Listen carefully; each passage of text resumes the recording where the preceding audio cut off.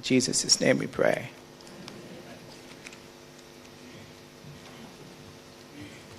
Thank you very much indeed, Reverend Dr. Osbert James, for leading us in prayer. We may be seated. Thank you also to Ms. Shireen Brizan and Regan Mendez for that wonderful rendition of the national anthem of Grenada.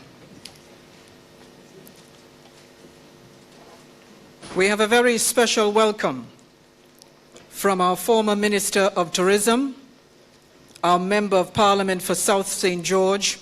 It is the constituency in which we now sit for this opening ceremony.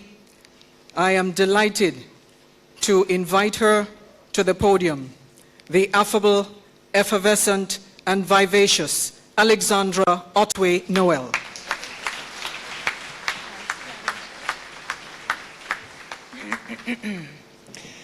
Her Excellency Dame Cecile La Grenade, Governor-General of Grenada, Dr. the Right Honorable Keith Mitchell, Prime Minister of Grenada and incoming Chairman of the Community, other distinguished presidents, prime ministers, and heads of government and delegation from CARICOM, Secretary General, His Excellency Erwin Larocque, honorable ministers of the representative governments of CARICOM, Sir Lawrence Joseph, Deputy Governor General and Lady Joseph, members of the parliaments, distinguished members of the diplomatic community, representatives of regional and international organizations, Ms. Shirley Price, recipient CARICOM Triennial Award for Women, delegates, other senior government officials, specially invited guests, members of the media, distinguished ladies and gentlemen, welcome to pure Grenada, the spice of the Caribbean. A very special welcome to the newest leaders joining CARICOM, Haiti's 58th President, His Excellency Jovenel Moïse, and Haitian Prime Minister, the Right Honorable Dr. Hubert Minnis. Welcome. The Honorable Charlene Cartwright-Robinson, Premier Turks and Caicos, welcome to you. I have the privilege to welcome all of you distinguished heads of government hailing from all over this beautiful, blessed region. We are bursting with pride to have you here in our beloved home, the Spice Islands of the Caribbean, the tri-island state of Grenada, Carriacou, and Petit Martinique. 44 years ago today marked the beginning of this incredible journey, opening new avenues and possibilities that alone we would never achieve. Time passes by so quickly. Today, as we begin the 38th Annual Summit, presided over by the incoming chairman, our very own dear Prime Minister, Dr. the Right Honorable Keith Mitchell, may the awareness of the great responsibility that has been bestowed to you all as leaders be at the forefront of your minds. I humbly will say that as one of the 17 million here in CARICOM, that when I look around this room, I feel a profound sense of pride because I see many strengths, experience, intellect, charisma, vibrancy, character, resilience, and a special twinkle in your eyes that can only come from conquering the chaos of Caribbean politics. I am proud and confident as a Caribbean woman to belong to a forward-thinking region that produces leaders like you. I know you will put individual agendas aside and imagine the big picture, having faith in our Caribbean brothers and sisters, and know that the bridges you build will only strengthen our economic union, that we may realize all this potential that we have.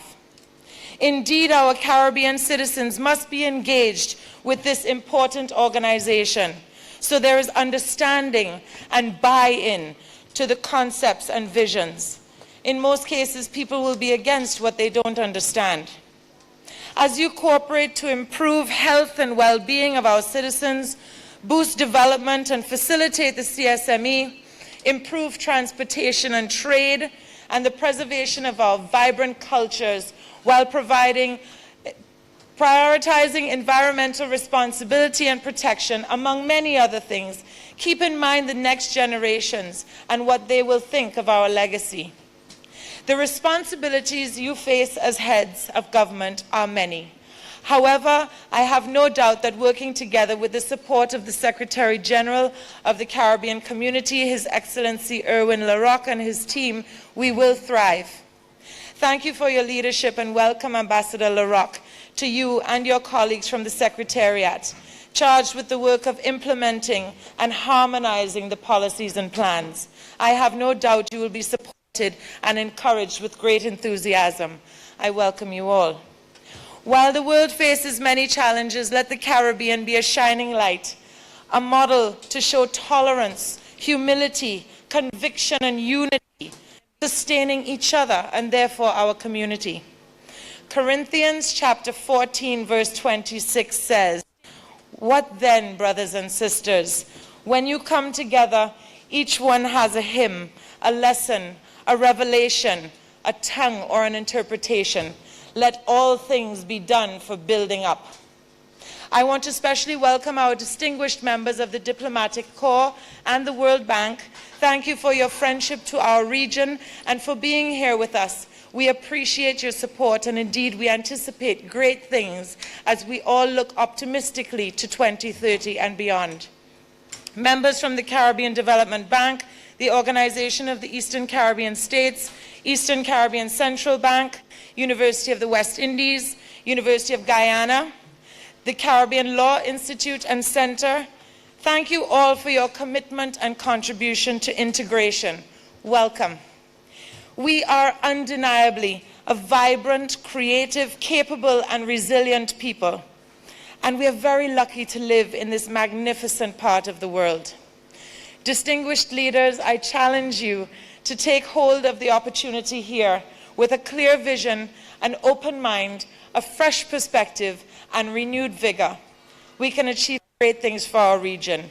Bienvenido, ver willkommen, bienvenue. Welcome to you all with open arms. I wish you an inspired and productive meeting. Thank you.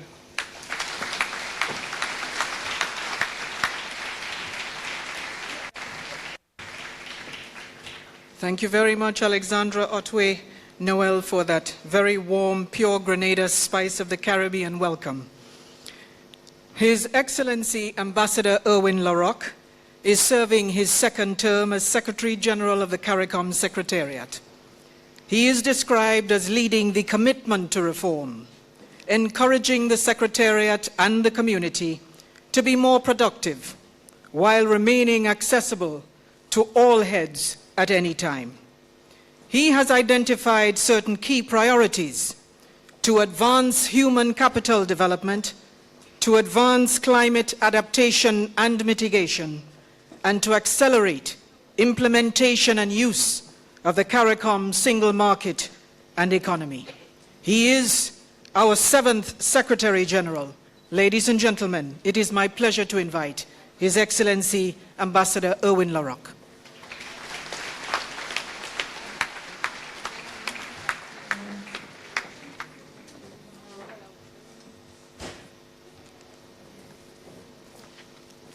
Her Excellency Dame Cecile La Grenade, Governor General of Grenada, Dr. the Honorable Keith Mitchell, Prime Minister of Grenada and Chairman of the Conference of Heads of Government of the Caribbean Community, His Excellency Brigadier Retired David Granger, President of the Cooperative Republic of Guyana and outgoing Chairman, Your Excellencies, Heads of State and Government of the Caribbean Community, other heads of delegations, members of Parliament of Grenada, members of the Cabinet of Grenada, heads of regional institutions, members of the Diplomatic Corps, Ms. Shirley Price, recipient of the CARICOM Triennial Award for Women, distinguished delegates, distinguished guests, people of the Caribbean community, representatives of the media.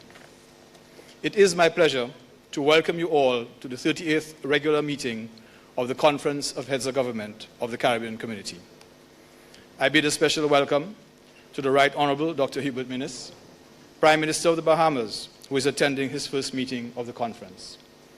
Prime Minister, we look forward to your active participation in the deliberations as you share with your colleague heads of government your fresh ideas on advancing the interests of our community. Allow me also to welcome President Moise once again as he addresses this opening ceremony and offers his views on Haiti in the Caribbean community. I must thank His Excellency President David Granger for his stewardship over the last 6 months as chairman and the progress of the community during that time.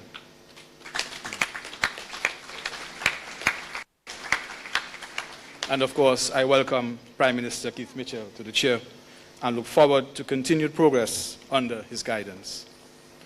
The discussions over the next 2 days will benefit from the excellent arrangements put in place by the government of Grenada. I am sure I speak for all delegations when I express appreciation for the generous hospitality extended to us by the government and people of Grenada during our stay. Thank you, Prime Minister Mitchell. I wish at the outset to congratulate Ms. Shirley Price, who this evening will be bestowed as the 12th recipient of the CARICOM Triennial Award for Women. This award recognizes an outstanding CARICOM woman whose work has made a significant contribution to the socio-economic development of the Caribbean. Ms. Price has earned this award through her championing the empowerment and rights of domestic workers in the region and around the globe.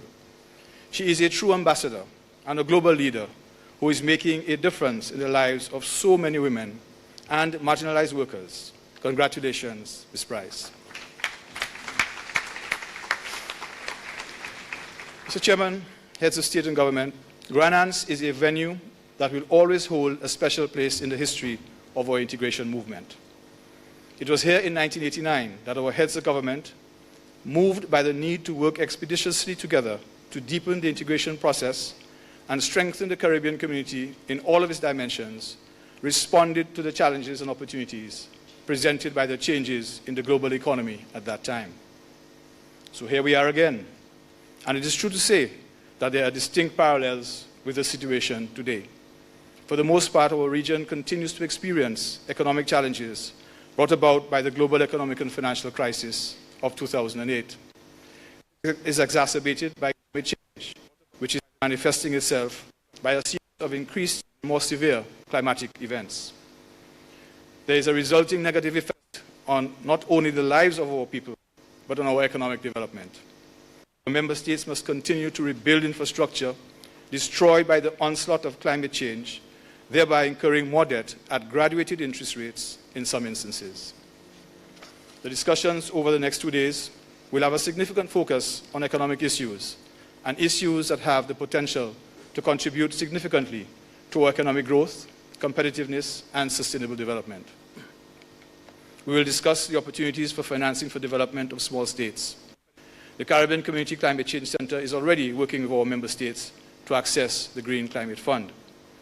We will discuss a proposal by UNECLAC on debt for climate adaptation swap.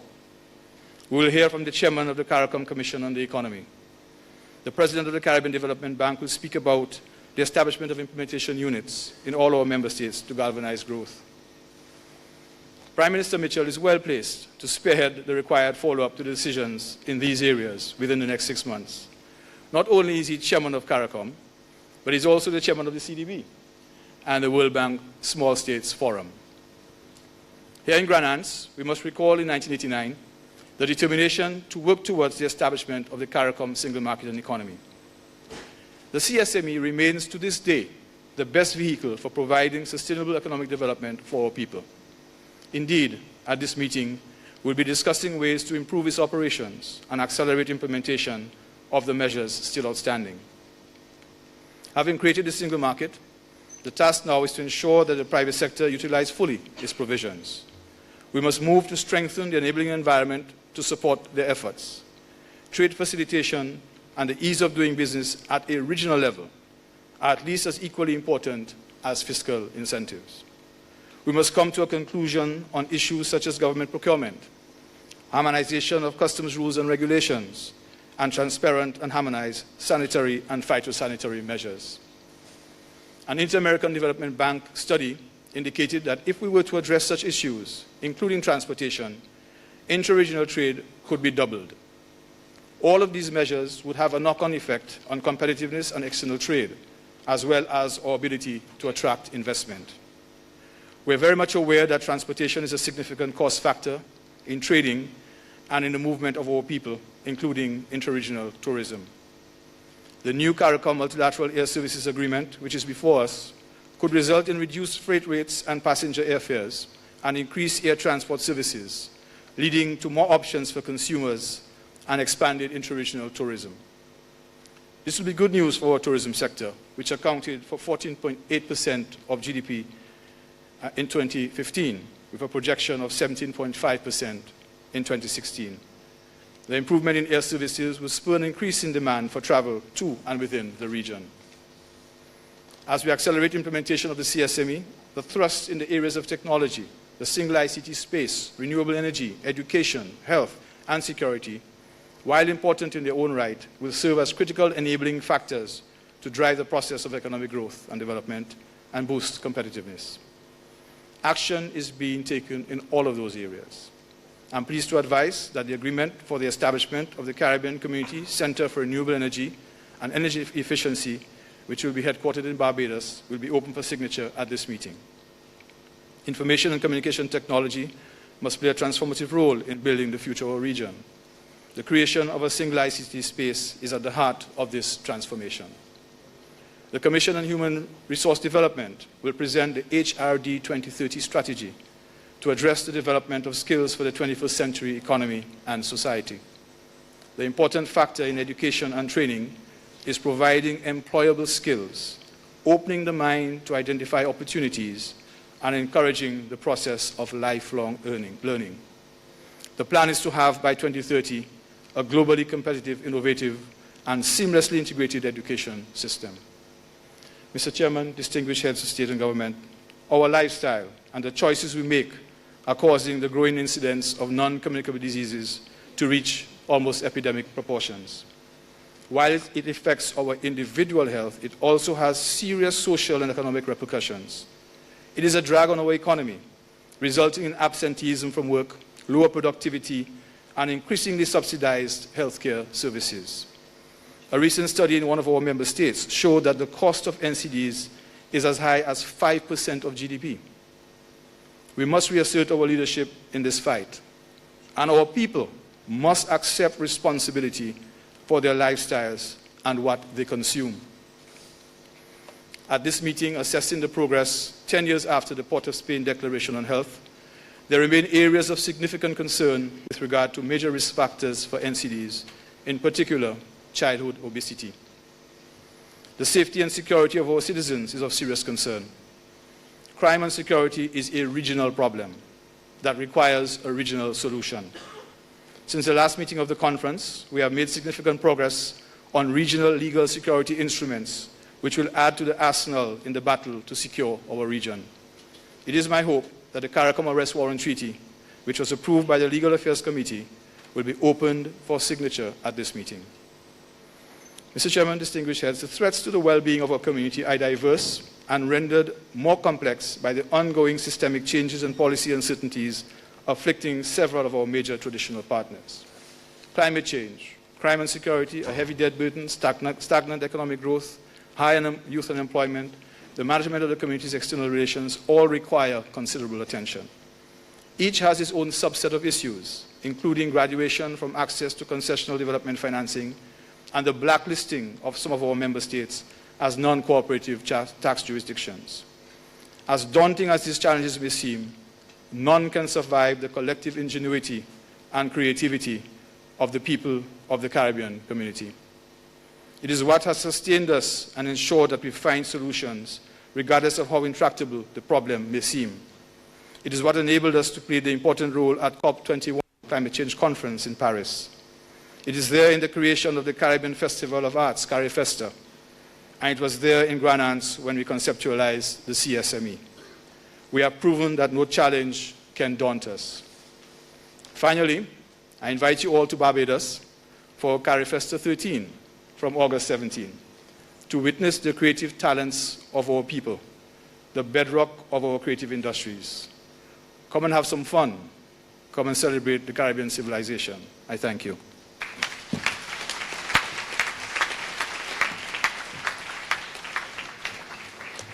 Thank you very much indeed, Secretary General, for opening the innings and I can tell you you've already scored a boundary, because any discussion on air services agreement for freight and passengers within the Caribbean region is of critical importance.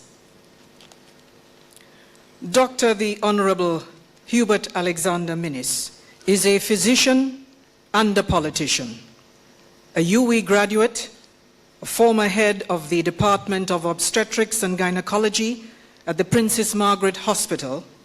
He became Prime Minister following the victory of his party in the general election held on 10th May 2017 under the slogan, "It's the people's time," winning 35 seats out of 39.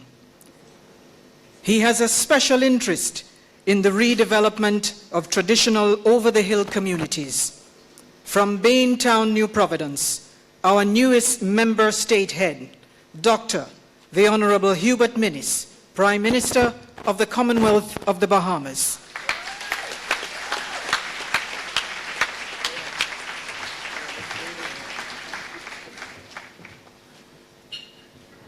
Thank you very much. As protocol has already been established, I would adopt, however, I would be remiss if I were not to recognize Prime Ministers. Ladies and gentlemen, good evening. I'm delighted to be on the beautiful island of Grenada for the opening ceremony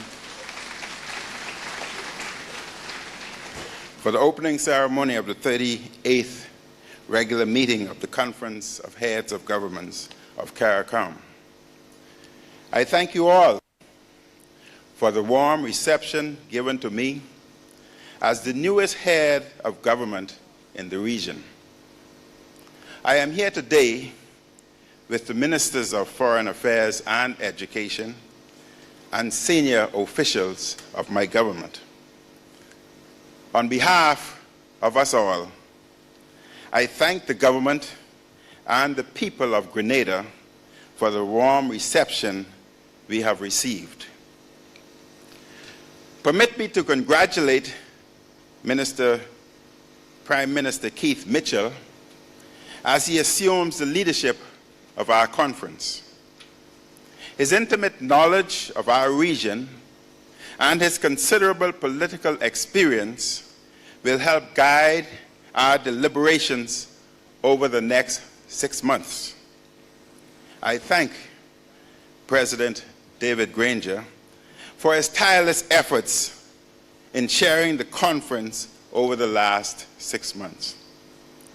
Because he and I are the newest leaders in the CARICOM, I extend congratulations and I welcome our brother Joel Moïse, the President of the Republic of Haiti.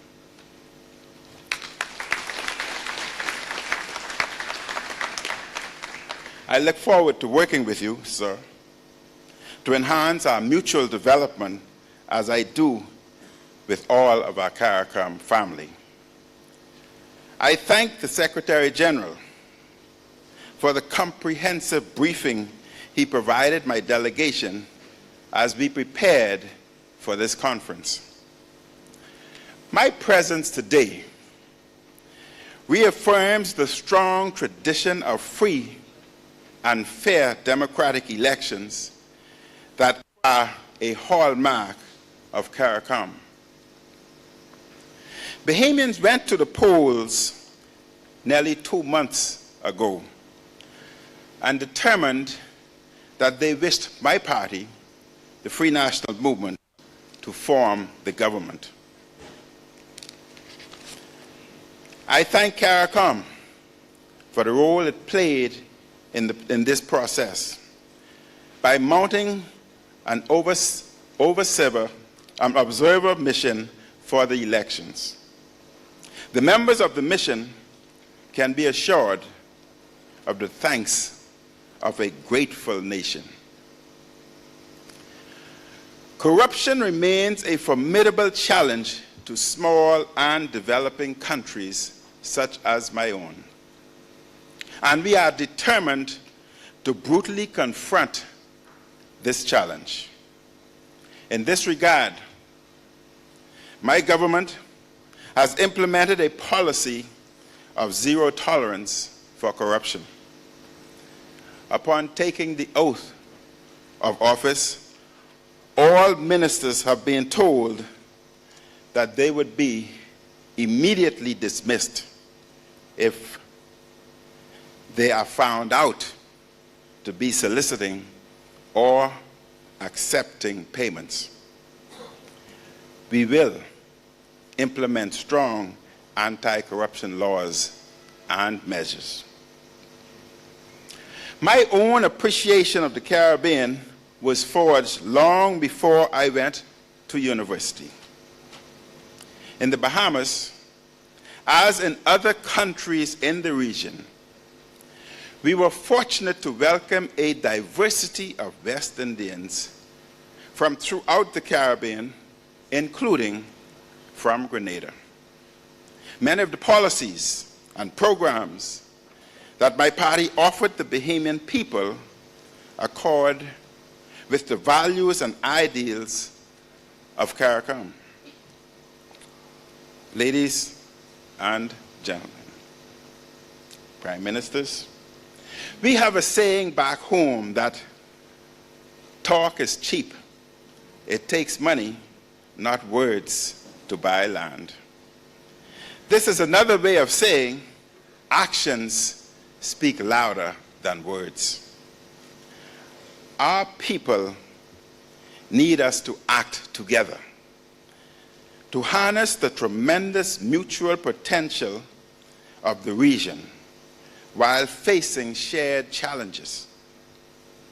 Our region is dependent upon the resources of the sea, the blessings of the trade winds, and year-round ambient temperatures.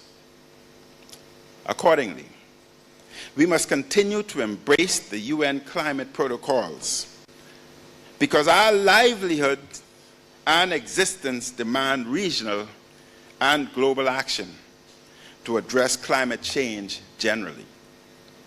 And threats such as rising sea levels, depleted fish stocks, and the frequency and intensity of hurricanes. We should be diligent in putting into action our plans for renewable energy and energy efficiency from the sun, the wind, the oceans, rivers, and lakes.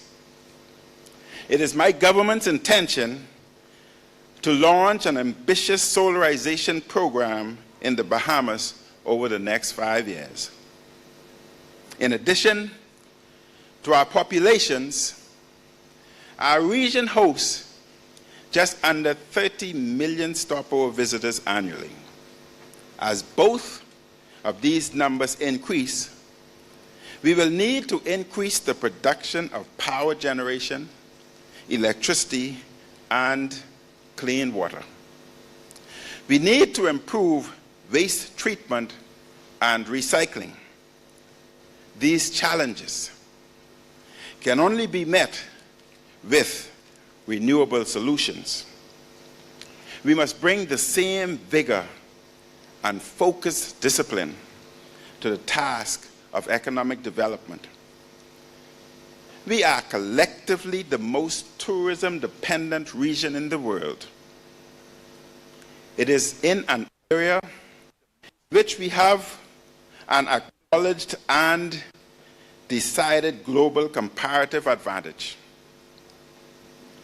Given the collective state of our fiscal positions and levels of unemployment, we must come more focused on finding ways to extract much more value from that area of our economies. It is time that we create marketing and product improvement programs based on facts instead of opinions or gut instincts, which are often proven wrong in the face of new knowledge gleaned from data.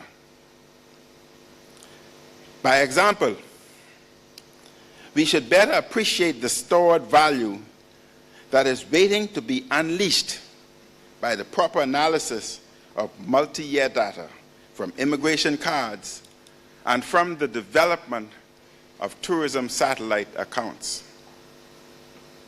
Tourism officials in the Bahamas are increasingly astonished by the information that such analyses are telling us and the refreshing guidance that it is providing.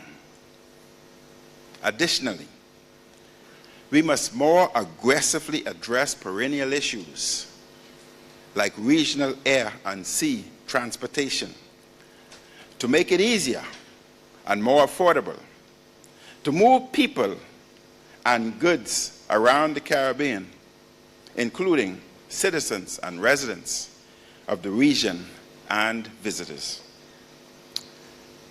Ladies and gentlemen, Prime Ministers, even as we seek to enhance economic development, we are faced with complex matters of regional and national security. We will become individually more successful when we become collectively more successful.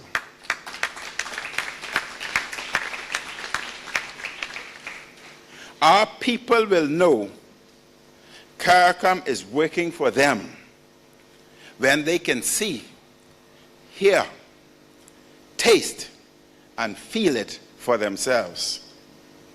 The organs and institutions needed to deliver better lives for our people already exist within CARICOM. Those who came before us bequeathed the instruments to deliver on our promise. We should continue working with those instruments to fashion a modern, proactive institution that is seen to be effective, that is perceived as relevant, and that is acknowledged as beneficial. Of course, we are so much more than a problem-solving body. We share common values, a common history, and a common culture, bounded by the experience of slavery and colonialism, from which we continue to rise. We should revel in and celebrate our Caribbean imagination, which has created out of many cultures and histories and brilliance and ingenuity of a new civilization called the Caribbean. In academics, athletics, and arts, we have punched way above our weight and have offered the global commons the richness of the Caribbean tapestry with its many threads. We must even more aggressively offer visitors more than just the sun, sand, and sea. We must promote the brilliance and bounty of our cultures and heritage. Ladies and gentlemen, the challenges and opportunities of our region can only be addressed through collective ingenuity and action, which must include the resourcefulness of the Caribbean diaspora resident on the continent of the world. The responses to our challenges are not exclusive to this forum or even to the political domain. CARICOM is a community of the people we serve, not a club of officials and politicians. We need to cast our nets far and wide to engage the combined spirit and the collective brain trust of the region. We must blend various languages and accents in order to speak to the world with one voice about the aspirations of our people and the mission of CARICOM. Distinguished colleagues,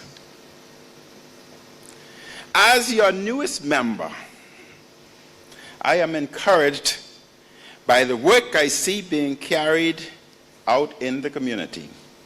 I am ready to play my part in embracing CARICOM's mandate of delivering to our people better, healthier, and more prosperous lives.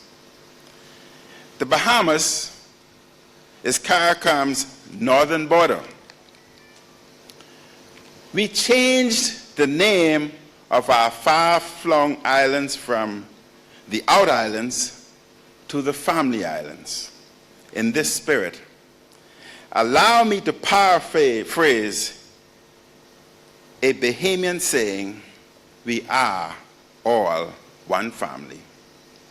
From Georgetown, Guyana in the south, to Walker's Key, the northernmost point in the Bahamas, we are all one family. From Belmont, Belize in the west, to Bridgetown, Barbados in the east, we are all one family. It is good, in fact, it is great to be here as a part of the CARICOM family. May God bless our region and make fruitful our collective enterprise and endeavor. Thank you very much. May God continue to bless CARICOM.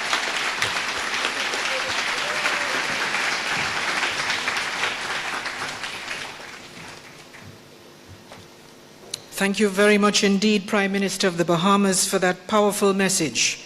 It is the community of the people we serve. Words heard loud and clear. Jovenel Moïse has been the President of Haiti since February 2017, one of our newly elected head member of the state. A businessman, entrepreneur, and former Secretary General of the Chamber of Commerce and Industry of Haiti. He helped found an energy company aiming to bring solar and wind power to several communities. He is a firm proponent of bioecological agriculture and was instrumental in creating Haiti's first agricultural free trade zone. It is a pleasure to introduce the head of our 14th member of state for a fresh, new French Caribbean perspective. I call to the fore His Excellency Jovenel Moïse, President of the Republic of Haiti.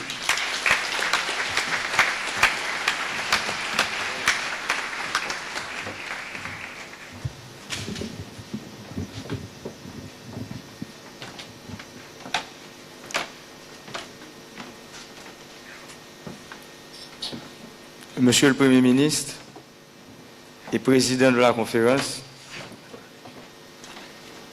Messieurs les Premiers ministres, chers collègues, Mesdames, Messieurs, j'éprouve un immense plaisir à me retrouver ici, ce soir, en votre compagnie, à l'occasion de l'ouverture officielle de la 38e réunion ordinaire de la conférence des chefs d'État et de gouvernement de la CARICOM. C'est ma deuxième visite dans un pays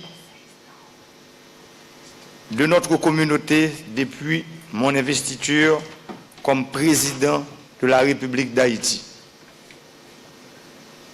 Ce ne sera pas la dernière. Parce que je suis habité par ce rêve de voir Haïti jouer tout son rôle dans une CARICOM unie, forte et solidaire qui a conscience de son potentiel et qui s'organise avec intelligence pour l'exploiter au bénéfice de nos concitoyens. C'est mon engagement de faire avancer cet agenda durant mon quinquennat. Au nom du peuple haïtien et en mon nom propre, j'adresse mes plus vifs remerciements au gouvernement ainsi qu'au peuple de la Grenade de cet accueil chaleureux qui a été réservé à la délégation haïtienne. Cette terre qui a vu naître en 1767 notre bâtisseur, l'un des héros de notre indépendance, l'un des pères fondateurs de notre nation, le roi Henri Ier.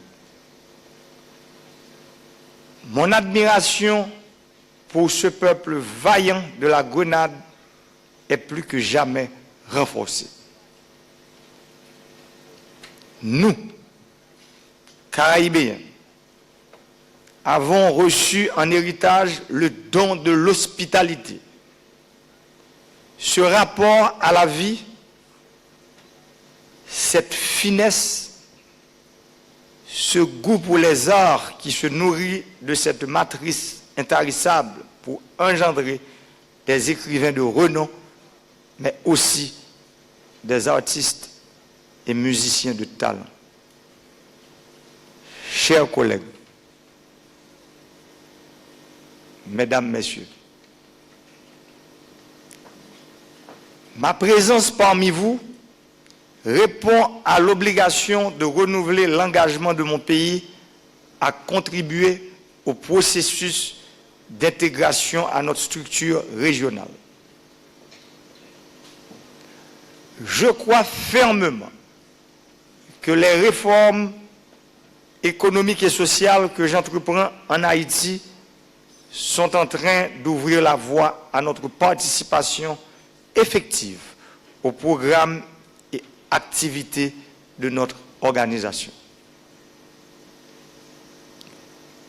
Dès mon accession au pouvoir, mon administration a pris des dispositions reflétant cette vision, notamment la poursuite des négociations visant la révision de la liste de concessions tarifaires à l'Organisation mondiale du commerce. C'est un travail obligé parce que les engagements pris par Haïti en accédant à l'OMC en 1995 ont eu pour conséquence, entre autres, la mise en œuvre d'une politique commerciale qui a déstructuré la base de la production nationale, accentué la dépendance du pays, la perte massive d'emplois et réduit la capacité du pays à appliquer le tarif extérieur commun de la CARICOM. Aujourd'hui, les négociations sont en phase d'être finalisées. Mon pays compte sur le support et la solidarité indéfectible des autres États membres de notre organisation pour faire aboutir ce processus. Mesdames, Messieurs, chers collègues, le processus d'intégration d'Haïti au marché unique de la CARICOM est un autre chantier sur lequel mon quinquennat va se focaliser.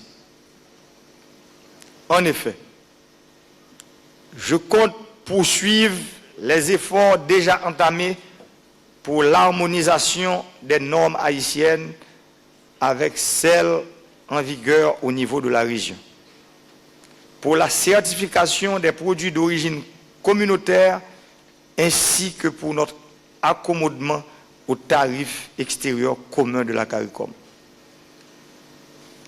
Ces mesures sont indispensables à l'intégration effective de mon pays au marché unique de la CARICOM.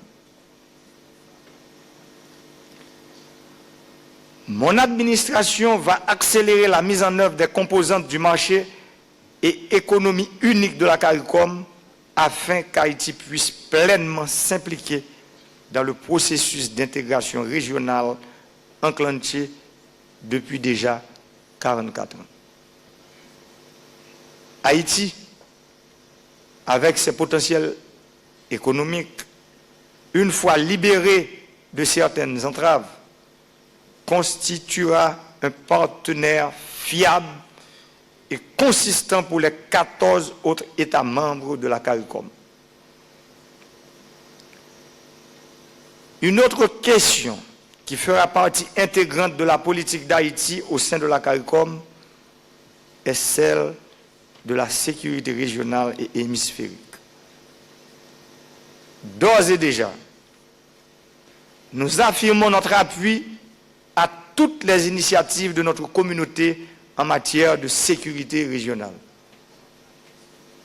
Que ce soit dans le domaine de la lutte contre le crime organisé ou celui de la lutte contre le trafic illicite des stupéfiants. La coopération entre l'Agence caribéenne pour la sécurité et contre la criminalité et les autorités compétentes d'Haïti doit être renforcée. Chers collègues, mesdames, messieurs, sur le plan interne, j'ai lancé la caravane du changement. Il s'agit d'un programme pour la promotion de l'agriculture et le relèvement des régions. Permettez-moi de m'arrêter un peu sur ce qui veut être une œuvre d'imagination et de créativité qui ambitionne de mettre ensemble la terre, l'eau, le soleil, les femmes et les hommes d'Haïti pour améliorer le bien-être collectif. Concrètement, la caravane consiste à mobiliser les ressources institutionnelles, humaines et matérielles de l'État pour améliorer l'accès des services publics aux citoyens et augmenter les infrastructures qui améliorent la productivité globale de l'économie.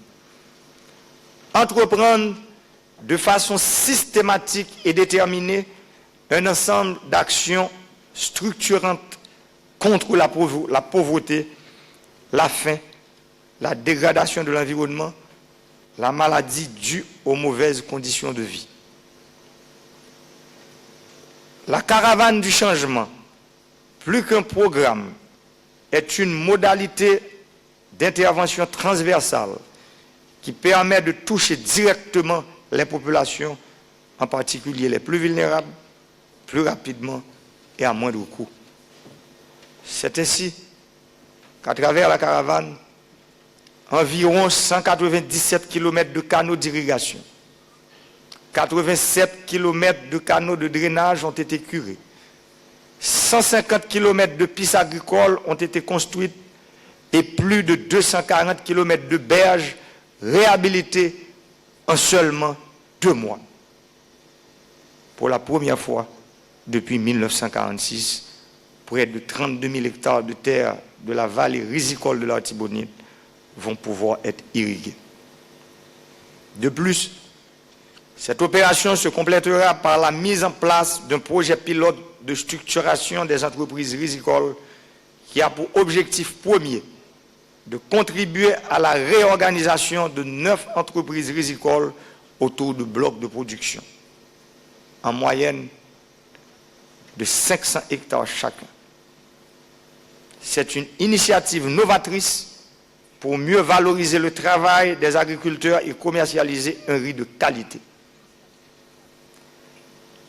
Pour arriver à ce résultat encourageant, nous avons pris tout un ensemble de mesures afin de réduire le train de vie de l'État et engager une croisade sans merci contre la corruption. C'est ainsi que nous avons pu récupérer plus de 200 équipements lourds qui appartiennent à l'État, mais qui étaient soit éparpillés dans la nature, soit accaparés par des particuliers qui souvent les utilisaient pour vendre des services à l'État. Ce combit a permis la mobilisation également de plus d'un millier d'ingénieurs, d'agronomes, d'opérateurs, de techniciens et d'ouvriers dont les compétences étaient largement sous-utilisées. Le 1er juillet 2017, la caravane s'est déplacée dans le Grand Sud. Cette zone comprend les 3 départements qui ont été les plus fortement affectés par le passage du cyclone Mathieu. Les interventions se feront suivant 2 modalités distinctes. D'abord, une opération coup de poing qui va durer 3 mois et qui permettra de trouver des réponses immédiates aux situations d'urgence en matière de santé publique, de réhabilitation des pistes intercommunales et intersections communales, de réforestation, de renforcement et de recapitalisation des activités des petites et moyennes entreprises, d'eau potable et d'assainissement, de réhabilitation et de réfection des habitats affectés et de déplacement de certaines villes côtières. La seconde phase de consolidation interviendra sur les grands travaux d'infrastructure et de construction d'ouvrages agricoles, le réaménagement des littoraux des villes côtières, la reconstruction du réseau électrique. L'ambition de cette démarche est de donner une autre perspective, changer l'image qu'on se fait du pays et redonner confiance aux Haïtiens dans l'avenir d'Haïti. Mon pays veut cesser d'être perçu comme une destination humanitaire pour reprendre en main son destin et être digne de l'effort des pères fondateurs, forgeurs de civilisation. Haïti veut renouer avec son statut de pays Caraïbe, pays de la célébration de la vie, pays de l'espoir. Chers collègues, mesdames, messieurs, le nom d'Haïti fait souvent référence à un pays qui souffre des conséquences désastreuses des catastrophes naturelles et du changement climatique. Je me suis engagé à convertir nos défis en opportunités, à transformer les terres agricoles encore libres d'herbicides et de pesticides en espaces de production de biens agricoles biologiques, à améliorer le réseau routier, reconstruire les bâtiments publics, à accroître et bonifier notre capital humain, à faire le saut vers les nouvelles technologies, à augmenter et diversifier nos ressources énergétiques indispensables à l'attraction des investissements directs étrangers et nécessaires à la stimulation de la croissance et du développement économique. Je crois qu'il s'agit là d'initiatives qui sont de nature à favoriser l'épanouissement de la jeunesse, l'éloigner des circuits de la violence et lui fournir de meilleures alternatives que celles de la migration. C'est en ce sens que je m'engage fermement à rompre avec les vieilles pratiques consistant à pérenniser l'assistanat qui sape la confiance des gens en leurs capacités et alimente le sous-développement et la misère. Je crois fermement que seul un partenariat agissant entre l'État dans toutes ses composantes et le secteur privé peut générer des politiques publiques efficaces, susceptibles de procurer des opportunités économiques capables de stimuler la création de richesses et d'emplois afin d'augmenter la taille de la classe moyenne et de fournir de meilleures conditions de vie à la classe ouvrière. Haïti, terre de liberté, a commencé depuis le 7 février 2017, sous mon leadership, un processus de transformation en faisant le choix de l'état de droit, de la réduction des inégalités séculaires, d'une éducation et d'un système de santé de qualité pour briser définitivement les chaînes de l'exclusion. La tâche est immense, à la dimension des besoins et des attentes légitimes de la population. Cette nouvelle Haïti compte sur le soutien de la CARICOM et de chacun de vous, collègues. Pour finir, j'exprime une fois de plus la volonté de la République d'Haïti de continuer à travailler avec vous tous, nos partenaires au niveau de la région, afin de prendre une part active dans la croissance économique et le développement durable de notre communauté caribéenne. Je vous remercie. Thank you very much.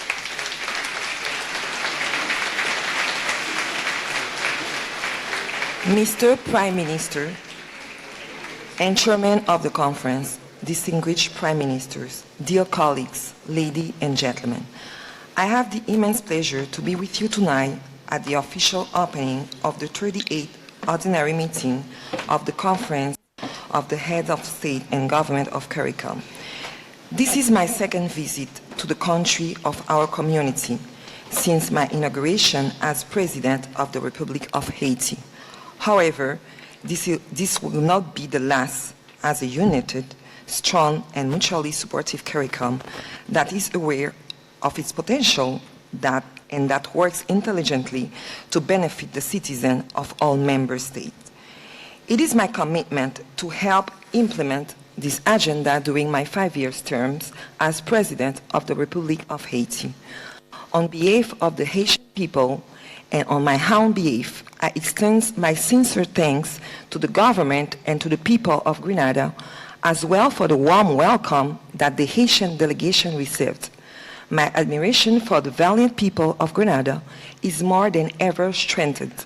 We Caribbeans have an inheritance, the gift of hospitality, a wit for the art, and this inaccessible must of produce renowned writers and also talented artists and musicians. Dear colleagues, ladies and gentlemen, my presence among you translate the obligation for my country to renew its commitment to the process of integration into our region structure. I firmly believe that the economic and social reforms that I am undertaking in Haiti are opening the way to our effective participation in the program and activities of your organization.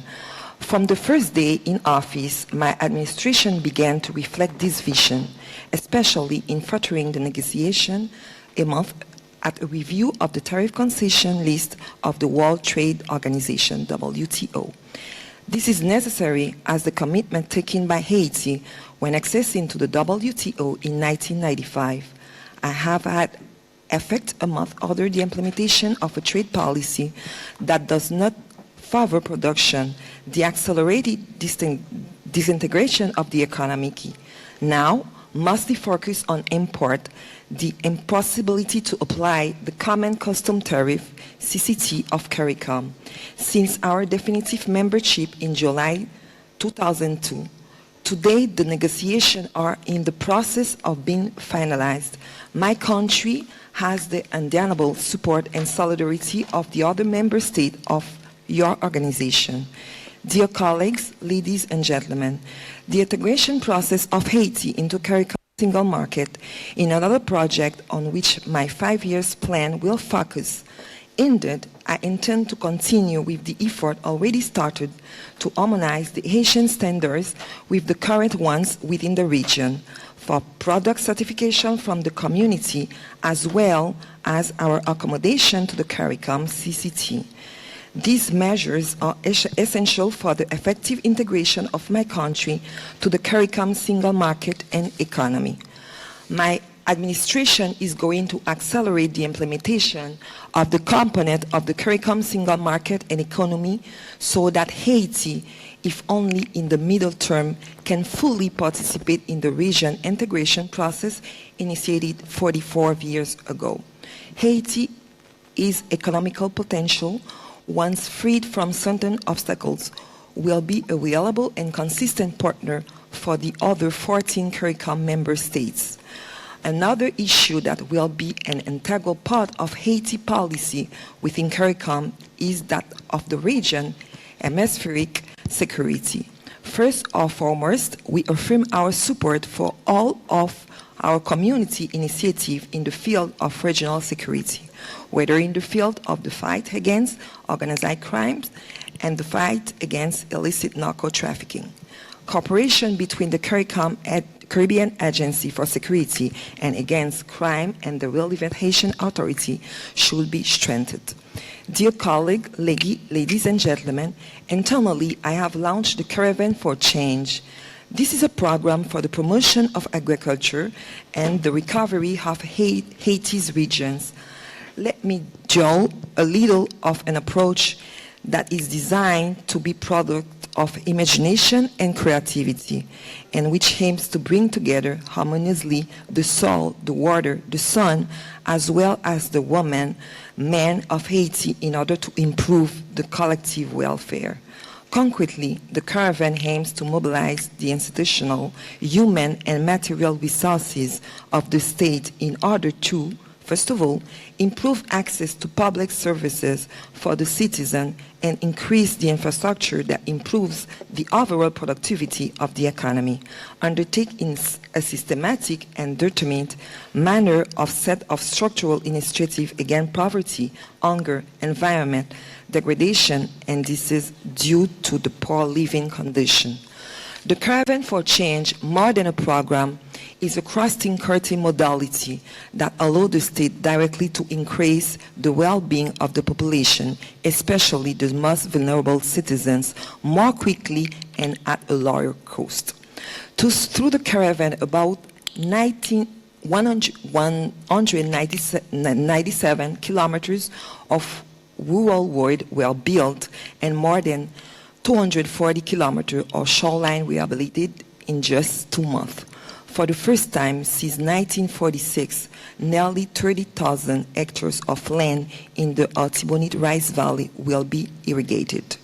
In addition, the Caravan will be completed by the establishment of a pilot project of structuring rice companies, whose primary objective is to contribute to restructuring of rice companies around 9 production units of one average 1,500 hectares each. This is an innovative initiative to increase agriculture yield and to bring to market a better quality of rice. To achieve this encouraging result, the government has managed to recover over 200 pieces of heavy equipment that were scattered in nature or being used by private individuals. This combined Creole word, who means working together, has allowed the mobilization of also more than 1,000 engineers, agronomists, operators, technicians, and workers whose skills were previously largely underutilized. On the 1st of July, the Caravan reached the greater south of Haiti, which comprised the 3 departments that were the most affected by Hurricane Matthew last October. The work will be done in 2 distinct phases. First, a concentrated effort that will last 3 months and that will address the most urgent priority in public health, rehabilitation of rural and municipal wards, reforestation, training, and recapitalization of small and medium-sized businesses, potable water and sanitation, rehabilitation and rebuilding of affected area, as well as moving coastal town away from the seashore, among other initiatives. The second consolidation phase will involve working on major public infrastructure and agriculture initiatives, the rehabilitation of coastal cities and towns, and the reconstruction of the electrical grid, etc. The Caravan ambition is to give Haiti a new perspective, to change Haiti's image, and to foster the Haitian people's confidence in the future of their country. Henceforth and forevermore, my country wishes to stop being perceived as humanitarian destination. I wish to retake its destiny into its own hands to be worthy to the effort of founding fathers, of civilization, forgers of civilization. Haiti wants to renew with its statue of a Caribbean country, a country that celebrates life, the country of hope, a destination for investment. Dear colleagues, ladies and gentlemen, the name of Haiti has often been referred to as a country suffering from dire consequences of natural disasters and climate change. I have committed myself to convert our challenges into opportunities, to transform farmland still free of herbicide and pesticide into production area of organic agricultural goods, to improve the road network, to rebuild public building, to increase and to improve our human capital, to make the leap toward the new technology, to increase and to diversify our energy resources essential for the attraction of direct foreign investment and necessary for the stimulation of growth and economic development. I believe that these are initiatives that are conducive to the development of the youth, to keep them away from the circuit violence of providing them with better alternative than that of migration.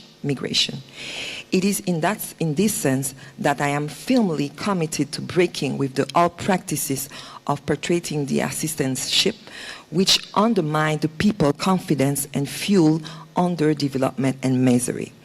I firmly believe that only a partnership between the state in all its components and the private sector can generate effective public policy that can provide economic opportunities capable to stimulate the creation of wealth and jobs in order to significantly increase the size of the middle class and to provide better life conditions for the working class. Haiti, land of freedom, began since February 7, 2017, under my leadership, a transformation process by choosing the rule of law, the reduction of secular inequality, the emergence of quality education and health system to permanently break the chain of exclusion. The task is huge. It is proportional to the legitimate needs and expectations of the Haitian people. This new Haiti is counting on the support of CARICOM and all of you, dear colleagues. Finally, I express once again the will of the Republic of Haiti to continue to work with all of you, our partners in the region, in order to take an active part in the economic growth and the sustainable development of our Caribbean community. Thank you very much.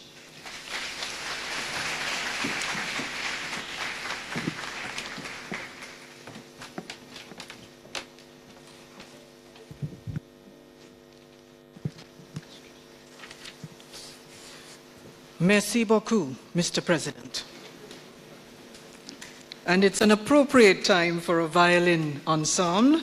We're happy to soothe the mind and relax for a little bit after we've digested these very important messages. A section from the National Schools Orchestra to play three pieces, very short: The Four Seasons Spring, What a Wonderful World, and Grenada, the Island of Spice. We have Kayla Martin on violin, Tyler Hurst on violin, Aixa Miguel on violin and cello, and Zoe Olivier. Ladies and gentlemen, the violin ensemble.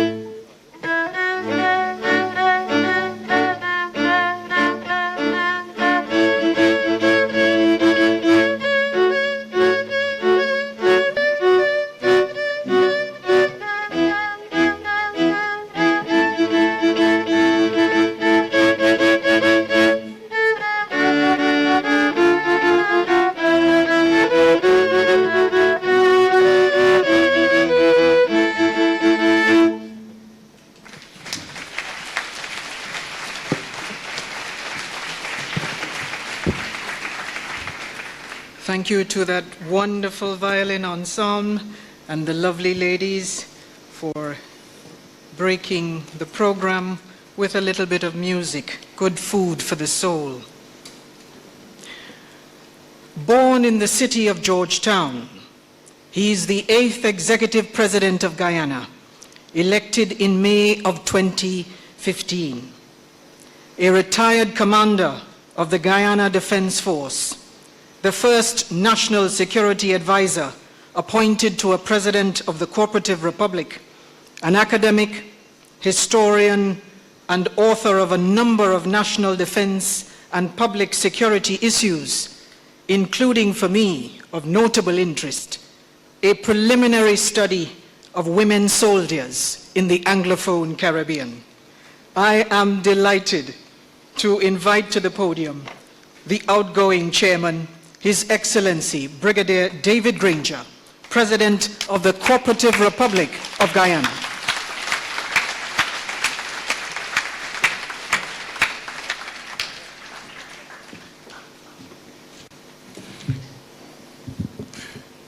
Thank you. Cecile Grenada, Governor General of Grenada. Dr. the Right Honorable Keith Mitchell, Prime Minister of Grenada and Chairman of the Conference. Colleague heads of state and government of the community. Ministers of the government of Grenada and other states. His Excellency Irwin Larocque, Secretary General of CARICOM. Ms. Shirley Price, recipient of the 12th CARICOM Triennial Award for Women.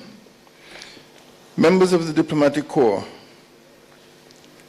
Special invitees, distinguished guests, fellow Guyanese.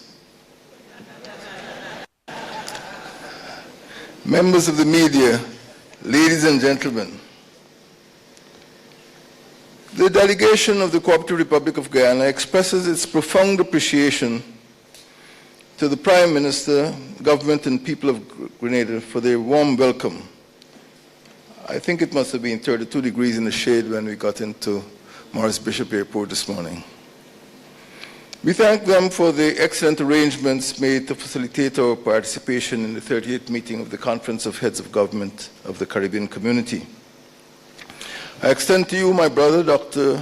the Right Honorable Keith Mitchell, Prime Minister of Grenada, my congratulations on your assumption of the chairmanship of the Caribbean Community.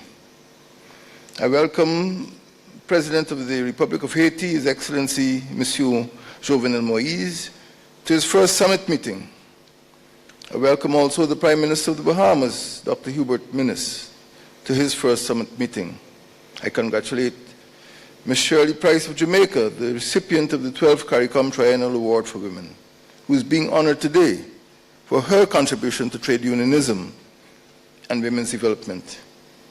I express my gratitude to the Secretary General, Ambassador Irwin Larocque, and the hard-working staff of the Caribbean Community Secretariat for their invaluable support during my semester as chairman. Thank you. Mr. Chairman, fellow heads of government, the Caribbean Community is an association of independent states bound by a covenant.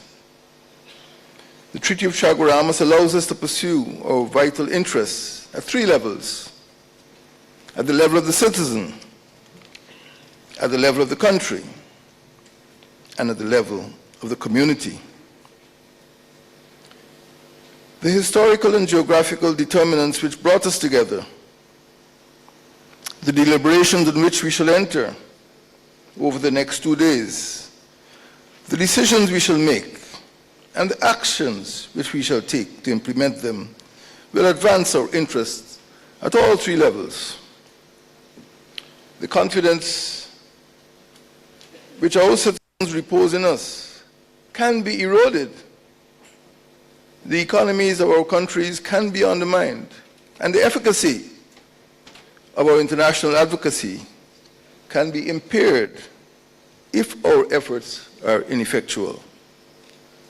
The Caribbean Community was erected purposefully on 4 pillars: on integration, on human and social development, on foreign policy coordination and security. The community could collapse if these pillars are shaken, the community finds itself today in an international situation that is replete with uncertainty and complexity. U.S. policy as a result of changes in its administration is uncertain. UK policy, owing to its resolve to exit the European Union, is uncertain. EU policy, after the expiration of the Cotonou Accord, is uncertain. AU policy, within the African, Caribbean, and Pacific Group, will be driven by the continent's collective interests, which are different from those of CARICOM. And AU policy, as far as we are concerned, is uncertain. Mr. Chairman, fellow heads of government, the community has vital strategic interests to protect and to promote in its international relations. It is imperative that it engages foreign states to preserve its interests. The community also must ready itself for negotiations with the EU, UK, the African, Caribbean, and Pacific Group of States. The emergence of these groups will play a prominent role in international relations in the 21st century. Just as the seaborne empires dominated the 19th century, bringing us all here, just as the rise of independent states characterized the 20th century.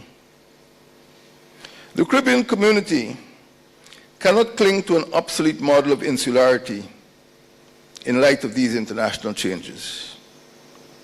The mirage of 15 airlines, 15 cricket teams, 15 defense forces, 15 embassies in the capitals of the world might mesmerize a few sentimental romantics, but could deplete the treasuries of our states. The community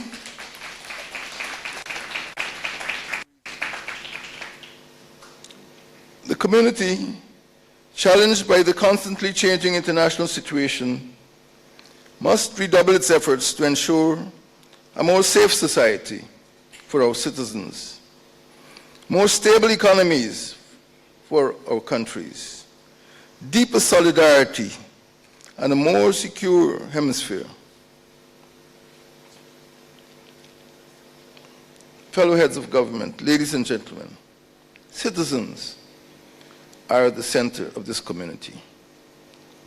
The original Treaty of Chaguaramas iterates the determination of our founding fathers to, and I quote, strengthen the bonds among the people of the Caribbean and to fulfill our people's aspiration to full employment and improve standards of work and living. The Charter of Civil Society of the Caribbean Community establishes that we are, foremost, a community of citizens.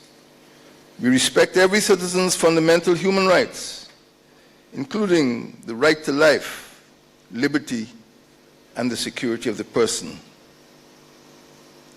The perverse notion of a stateless person is anathema to the community's concept of human dignity.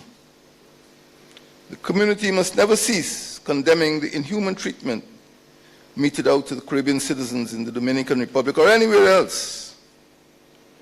La semaine dernière, nous étions des Haïtiens. Aujourd'hui, nous sommes des Haïtiens.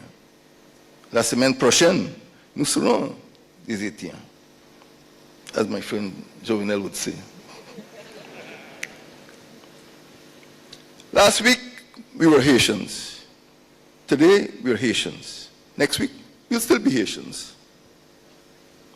We must understand how people see us. The community must be mindful of its duty to protect its citizens and reject the odious notion of statelessness. Respect for the rights of the citizen must extend to respect for freedom of movement, which is enshrined in the revised treaty.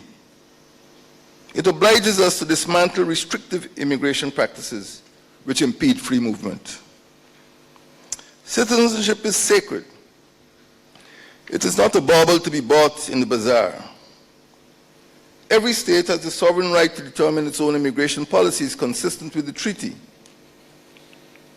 That right, however, should not impair the integrity of our mutual relations and should not damage the ideal of free movement, within a single domestic space. Ladies and gentlemen, our community, with a total land area of 462,352 square kilometers, is larger than Sweden. And if the community were a single country, it would be the 56th largest country in the world. Size matters. The community might be an association of small states, but it is larger and stronger when it is united. Thank you.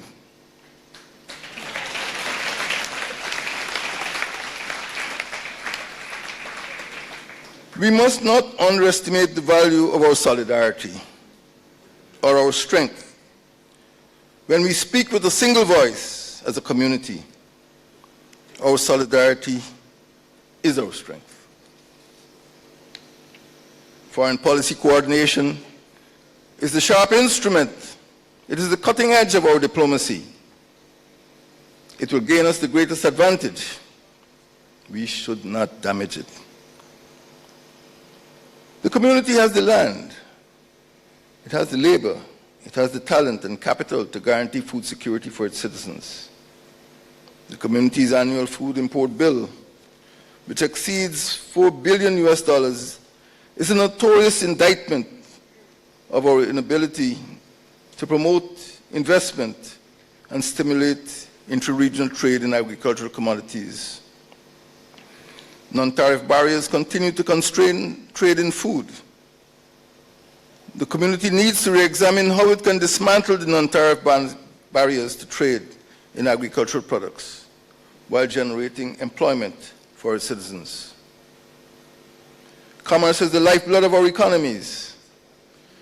Small internal markets consign states to high dependence on external trade. Inter-regional trade, therefore, is important. The Caribbean Common Market was established to ensure markets for regional production inter alia. Inter-regional trade provides a basis for increasing national production, for augmenting investment, and for generating employment.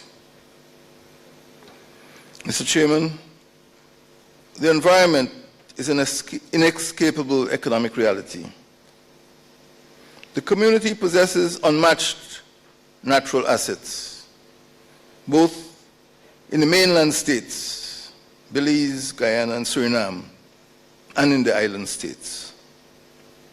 The community, taken as a whole, is blessed with rich natural capital, breathtaking beaches, extensive grasslands, entrancing wetlands, evergreen rainforests, magnificent waterfalls, majestic highlands, and unsurpassable biodiversity with some of the world's rarest species of flora and fauna. These assets are the bases of the tourist industry. Adopting a green agenda can help to protect the community from the threat of environmental hazard and natural disaster. It can safeguard people's livelihoods.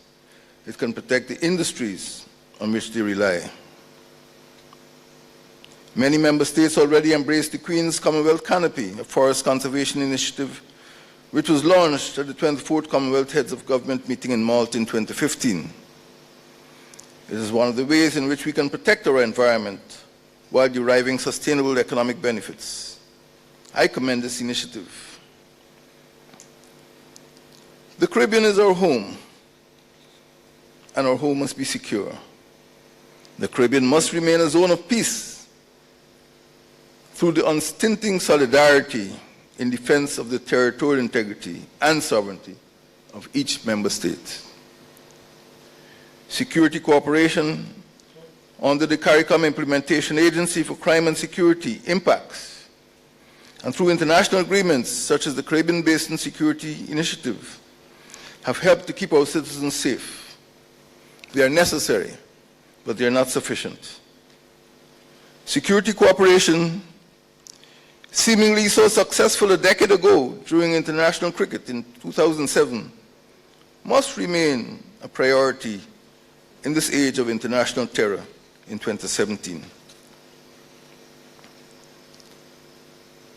Mr. Chairman, the roadmap for a single ICT space, which we approved at the 28th intersessional meeting of the Conference of Heads of Government of the Caribbean Community held in Georgetown in February this year, will help us to straddle the 3,200 kilometers of sea space which separates Nassau in the north from Paramaribo in the south. It can do so through information and communication technology. We must therefore advance that roadmap. Mr. Chairman, we are back in Grand Lands, and Grand Lands' Declaration and Work Program for the Advancement of the Integration Movement paved the way for the creation of a single economic space, the CARICOM Single Market and Economy, CSME. It was here in Grenada in 1989 that we agreed to deepen the integration process in response to the emerging geopolitical order. The CSME is the community's best response to the inevitable changes in its traditional markets in Europe. It's our response to the prevalence of economic liberalization, and it's our response to the emergence of the huge economic blocs. The CSME is still the best vehicle to allow small states to compete in the global economy while promoting economic and social development. The CSME is the most ambitious project attempted by the community. It must not become our most ambiguous. The CSME, especially given the present uncertainties facing the region's international relations, must be accelerated in order to create a single economic space. Mr. Chairman, 6 months have been a long time in international relations. We've seen what happened over the last 6 months in the US, in the UK, in the EU, and even quite recently in the AU. This semester has provided us with ample opportunities for the community to work together to protect our vital interests at the level of citizen, country, and community. It is therefore with every confidence that I pass the task over the next 6 months of the care for our community, the care for our countries, and the care for our citizens. With such a clear vision and commitment, CARICOM can face the future with confidence. Thank you.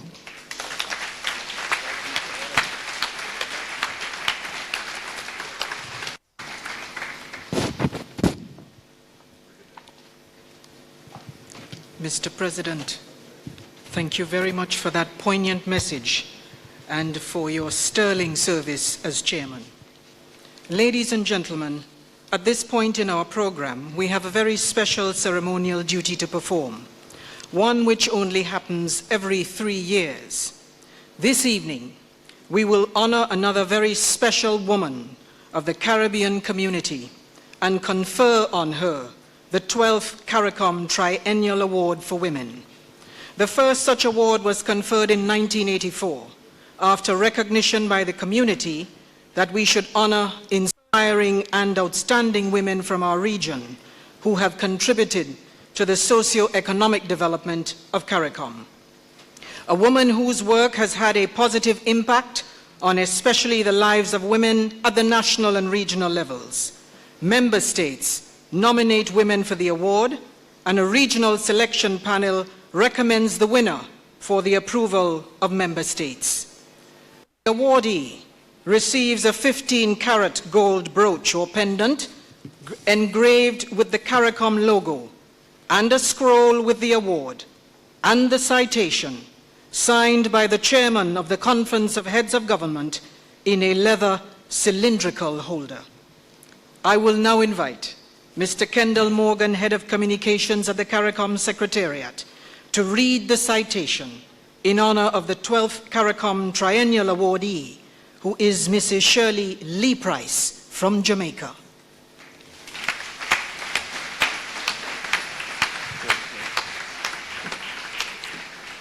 Shirley Lee Price is a remarkable woman, Jamaican by birth and today a true Caribbean and global citizen by virtue of her passion and advocacy for a cause which is very personal to her and which touches the lives of so many women in Jamaica, the Caribbean community, and beyond.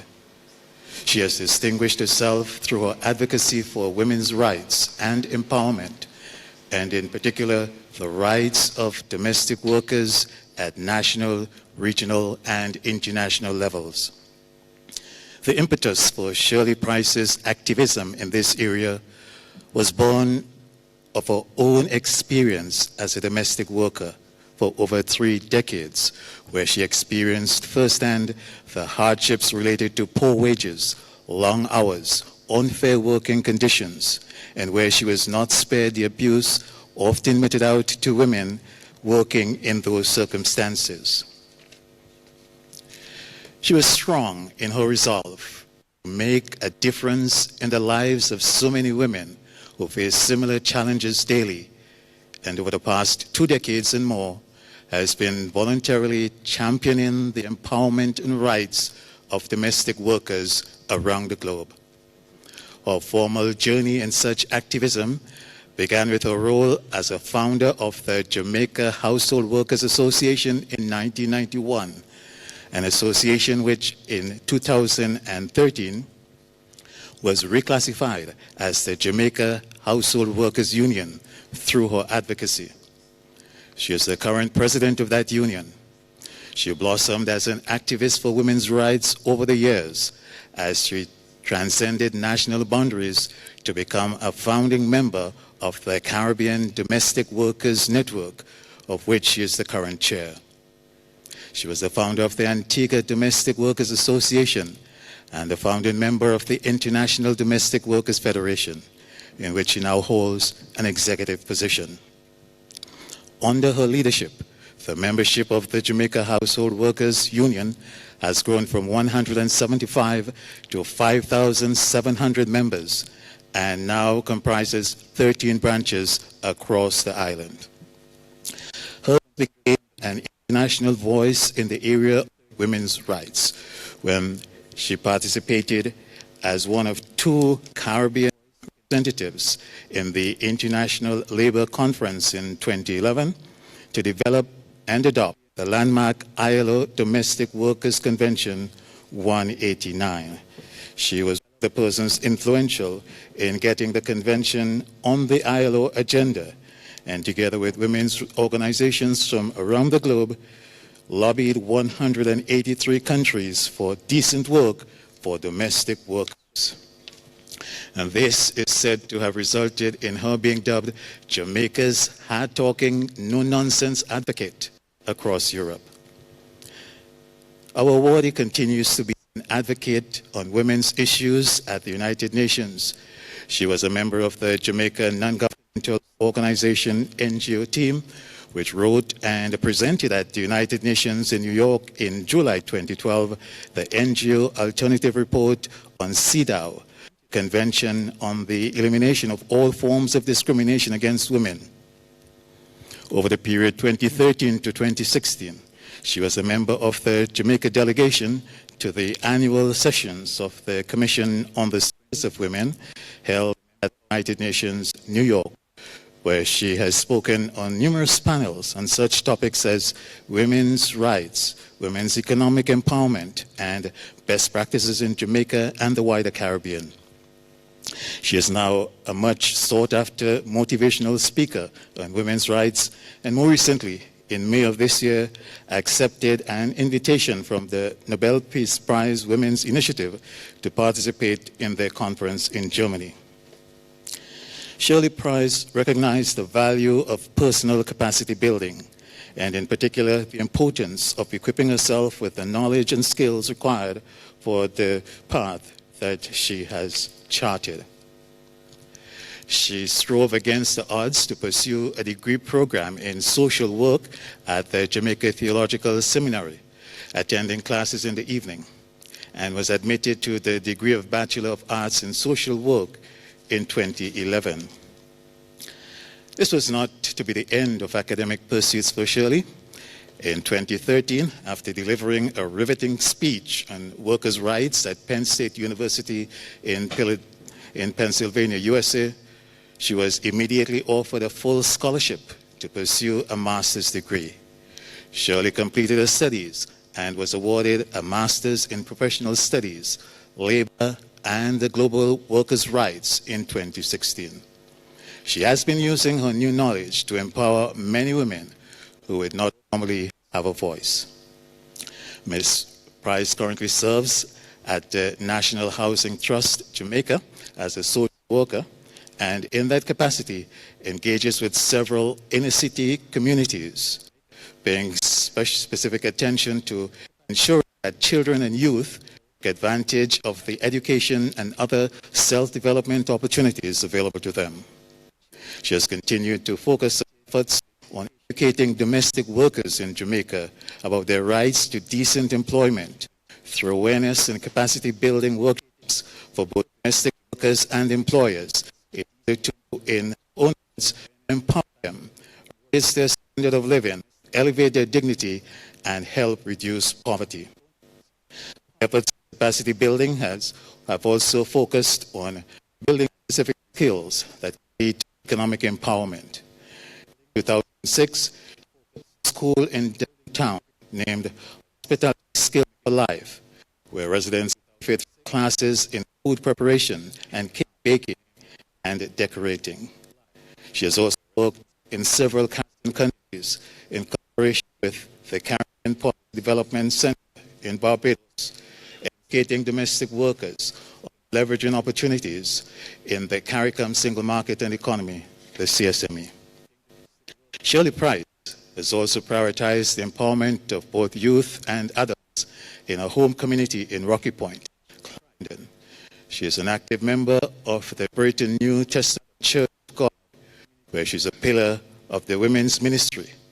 Ms. Price is the mother of 2 adult children, a son and a daughter, who are proud with her to celebrate yet another memorable event in her life. She also has been a foster mother to 7 others. We can look forward with great anticipation to Shirley Price's first book, Woman and Fire, now in its initial stages of preparation. Her outstanding contribution in trade unionism and women and development in Jamaica, CARICOM, and beyond. It is with great pleasure that the Caribbean community now invites Ms. Shirley Lee Price, exceptional leader and advocate, champion of domestic workers' rights, dedicated social worker, and distinguished daughter of the Caribbean, to accept the 12th CARICOM Triennial Award for Women. I now ask Ms. Price to come forward on stage to receive the award from the chairman of CARICOM, Prime Minister of Grenada, Dr. the Right Honorable.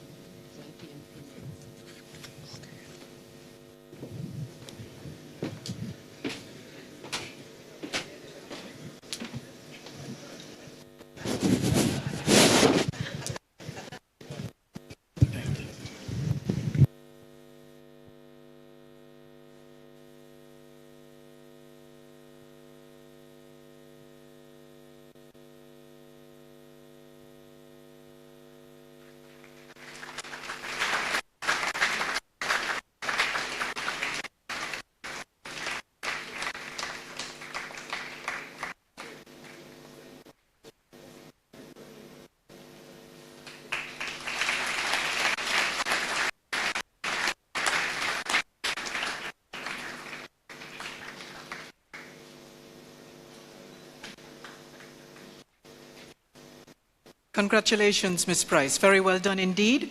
I invite you to the podium.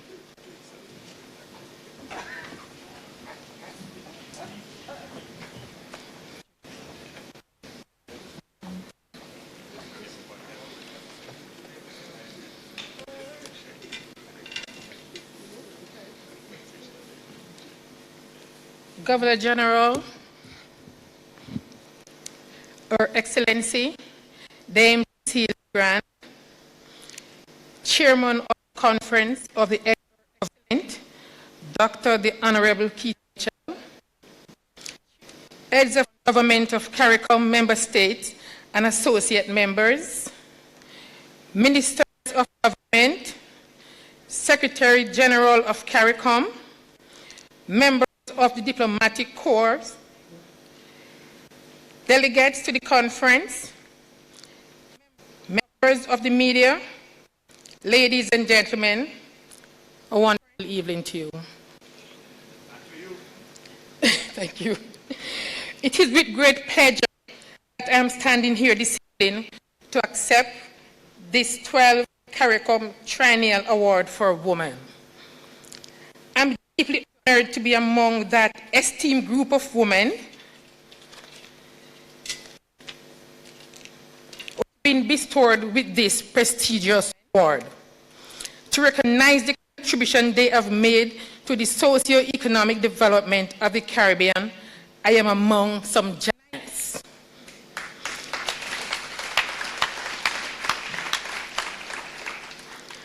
I must say that I am happy, I am excited, and extremely humbled that you saw it fit to present this award to a woman from the working class.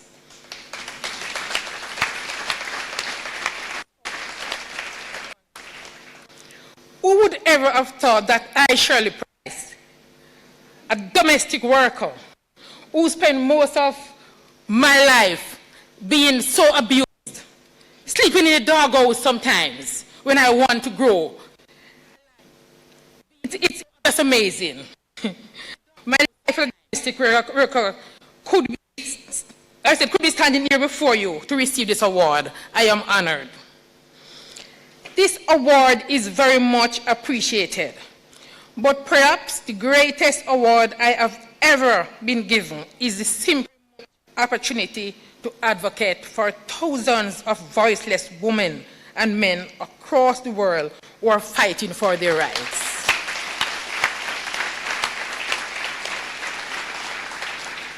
Fighting for recognition, fighting for respect, and overall decent work. I stand here tonight to represent domestic workers across the globe. I represent their aspirations and the empowerment that this award means to all of us. I wish to take this opportunity to express my sincere gratitude to the dozens of people without whom this experience would not have been possible. These include civil society organizations, national government organizations, non-government organizations, the Jamaica Household Workers Union members, the CARICOM, Domestic Workers Network, the International Domestic Workers Federation, domestic workers across the globe, trade unions, employers federation, the media, so many international development partners that work with us, government, the opposition, private sector. I wish to thank especially my previous employers and my current employer, the National Housing Trust in Jamaica, for their tremendous support for my global activism and advocacy. I've been there for 12 years, and they gave me the opportunity to travel the world to represent my country, and I thank them.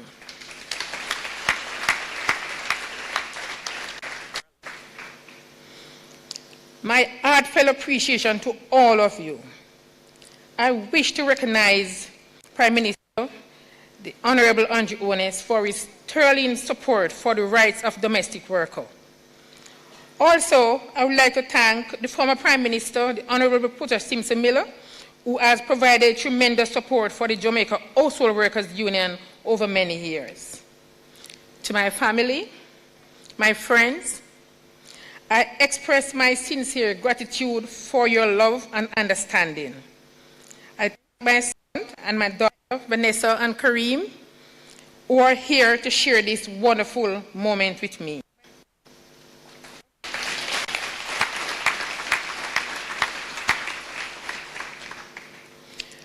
It would be remiss of me if I didn't mention two persons that touched my life when I was very young, tender-hearted, trying to start this campaign of our advocacy.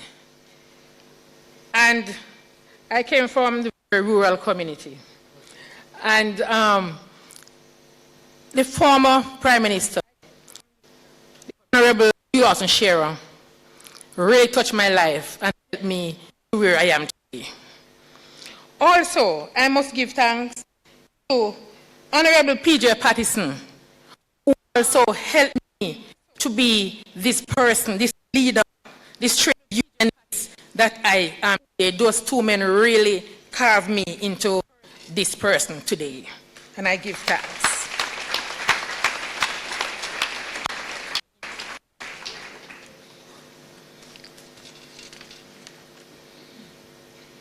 Ladies and gentlemen, if this award stands for anything, it stands for the united spirit in all of us. Even though it may have my name on it, I achieve because we all achieve. We achieve because we meet the challenges together. Our history as Caribbean people has been one with surmountable challenges. Challenges which we have fought and overcome, and the challenges we continue to experience, trying to improve the socio-economic life of our people. We remain resolute and determined to fight and win. As I accept this award, I would like to say to everyone here sharing in this moment that what we are doing today is planting a seed for change, change for the future. My motto is, be bold for change. I believe in making a difference in all the issues affecting the human rights of women across the globe. I am extremely passionate about reducing the scourge of violence among women and girls, which has reached an unprecedented level in the region and the world. Government, Prime Minister, and all our leaders, we need your support to bring this blight in our society to an end. I'm asking you to take the bull by the horn and be bold for this change.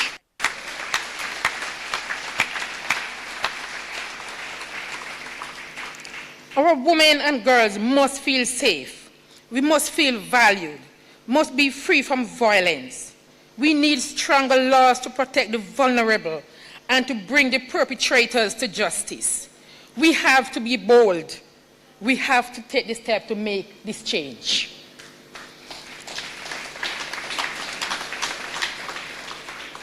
We need to speak whenever the opportunity presents itself. I pledge to continue to fight for the sweeping changes in the laws that are needed across the region to protect the rights of women, especially domestic workers. According to the International Labour Organization, there are over 100 million domestic workers worldwide.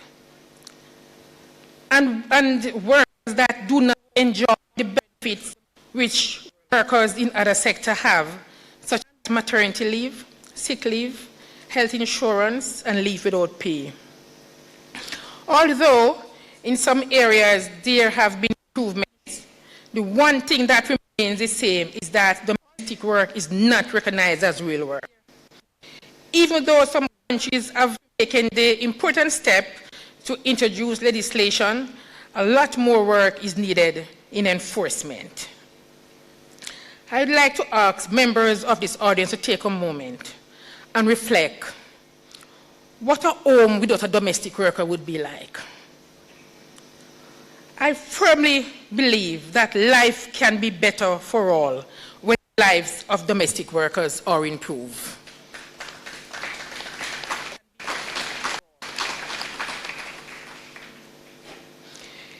It was domestic workers across the globe who came together and lobbied the International Labour Organization for laws to protect themselves and to get better working conditions.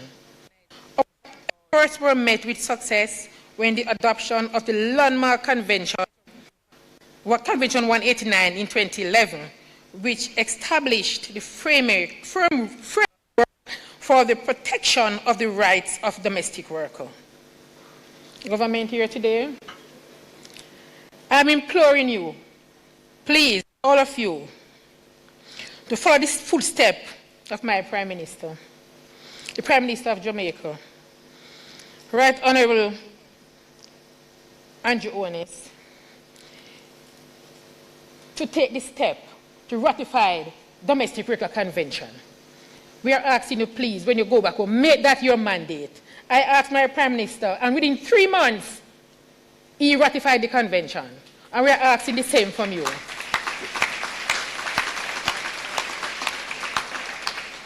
I have traveled the region, and I spoke to several ministers of labor across. And one minister of labor said, I will do it. And in 2 months, minister from Guyana, of labor from Guyana, said, in 2 months, I will get it done, and it was done. So we are asking, please, we need sweeping changes across the region here. I'm very embarrassed when I travel. And I saw in the Caribbean two countries ratify the convention. I'm very, very embarrassed because I fought for this convention. I was very instrumental in Geneva to get it on the agenda and then to implementation. So now when I travel and they're asking the question, how many countries ratify in the Caribbean? I can't speak, I'm ashamed to say it's only 2. So I'm begging, I'm asking, please, when you go back home, put domestic worker on your agenda. Yes, please.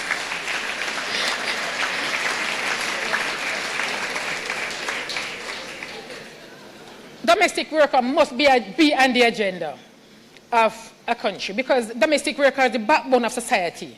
And I'm pleading. I'll be coming to your country. Yes, UN Women pledge to take me around the region to speak with the ministers and the government to say ratification now, time come.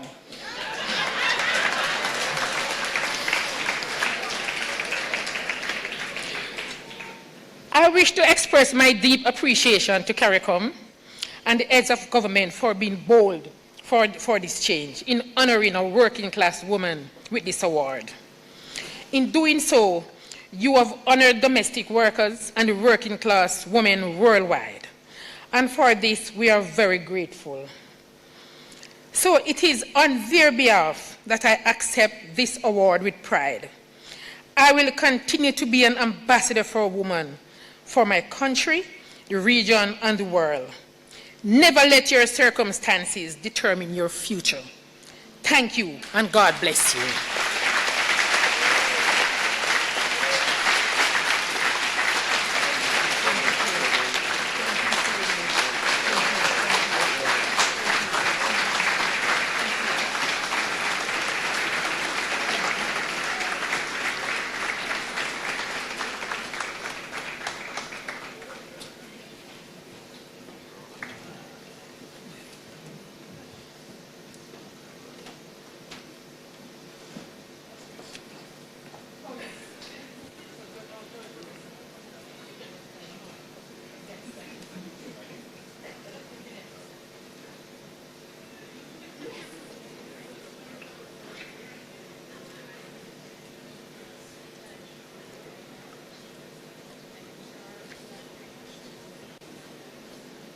Thank you, Ms. Price, for your passion, your leadership, your advocacy for the rights of domestic workers and the rights of women We are exceptionally proud of you. Well done. You are a good and faithful servant of the community. Thank you for reminding us that it's not just for the privileged, but for us all.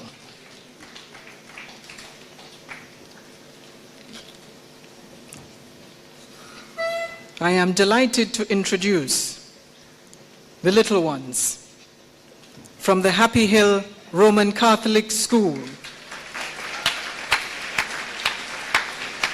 It happens to be the boyhood school of our incoming chairman, situate in the village of the same name, Happy Hill, also the private home of the Prime Minister of Grenada. The youngsters won the choral speaking competition held in June, organized by the Ministry of Education with sponsorship from the private sector. They performed a test piece and a second piece of their choosing called Caribbean Flavor. They will perform for us this evening the official test piece composed by Sister Gabrielle Mason, one of our most accomplished educators in Grenada. To perform Dem Flowers Dem, the Happy Hill Roman Catholic School.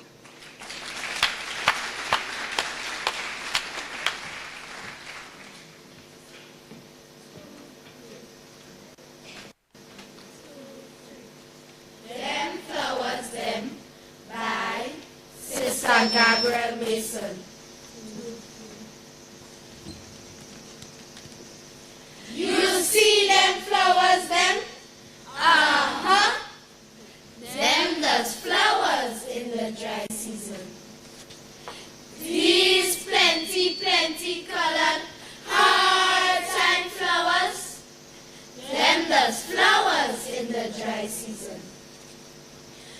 Me heart green inside me while everybody else laughing out. Ha ha ha. Rose flowers does flowers in rain. But these flowers that does play mass with colors. Then does flowers in the dry season. In dry times, then does flowers. These hard-time bacchanal flowers, then don't care about rain and coolness. Then does flowers in the dry season. Purple color, salmon color, cream color, white color, cream color, a real carnival of colors. Red, pink, light pink, whoa, a procession of colors. Then there's flowers in the dry season. Bacchanal, carnival, hard-time flowers, flowering bright. They bring light to me dry apart and love to me eyes. These flowers them does flowers in the dry season. Them bougainvillea, beautiful flowers. Them does flowers in the dry season.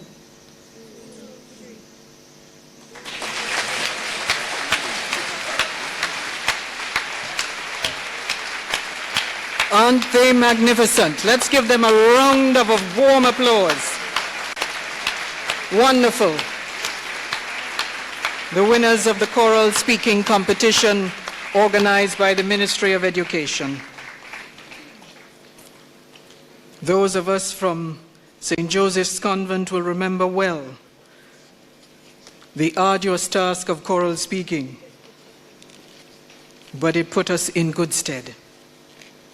And it's a perfect prelude to the next speaker. Born in Brazan, St. George's, this next head of government is a UE graduate, the Member of Parliament for the constituency of St. George Northwest, since 1984.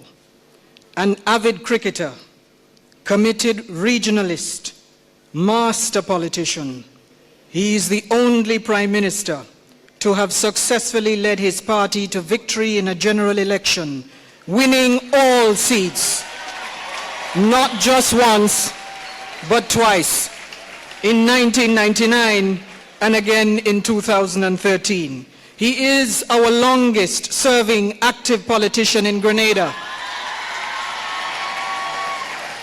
The current chairman of the World Bank Small States Forum and chairman of the Board of Directors of the Caribbean Development Bank, he is none other than our own homegrown patriot, host, and incoming chairman of this conference, Dr. the Right Honorable Keith Claudius Mitchell, Prime Minister of Grenada.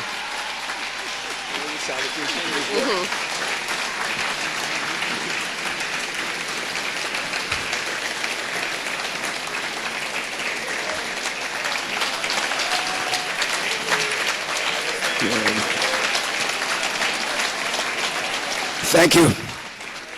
Thank you, Sister Chairperson. Excellency, dear Cecil La Grenade, our Governor General, my colleague, heads of government of this special community, colleague ministers of government of our country, the President of the Senate, Honorable Chester Humphrey, Speaker of the House of Representatives, Honorable Pear, other members of Parliament, former Prime Minister Tillman Thomas, the Secretary General of CARICOM, other distinguished ministers and representatives of our community who are here with us, distinguished members of the diplomatic community, Vice President of the World Bank, who we'll be hearing tomorrow from the important issues of small states, other representatives of regional and international organizations,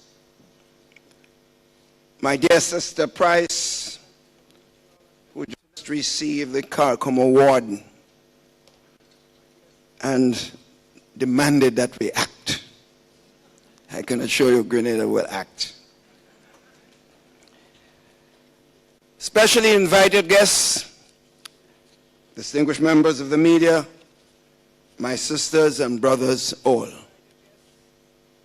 I am pleased, of course, to welcome colleague heads of government and heads of delegations to pure Grenada. It is also my distinct pleasure to welcome to the first regular meeting of the conference the distinguished President of the Republic of Haiti, Jovenel Moïse, and the distinguished Prime Minister of the Commonwealth of the Bahamas, Dr. Hubert Minnis. This is indeed, sisters and brothers, challenging times. Colleagues, our community has in its collective history faced some very challenging periods over the years. But my question to us all as heads is, are we sufficiently demonstrating that we are actively engaged in resolving the challenges we face in this region collectively? Question. Sisters and brothers, fully 28 years ago, at the 10th meeting of the conference held here at Grand Anse, our community agreed to deepen the economic integration arrangement for the common market into a CARICOM single market and economy, CSME.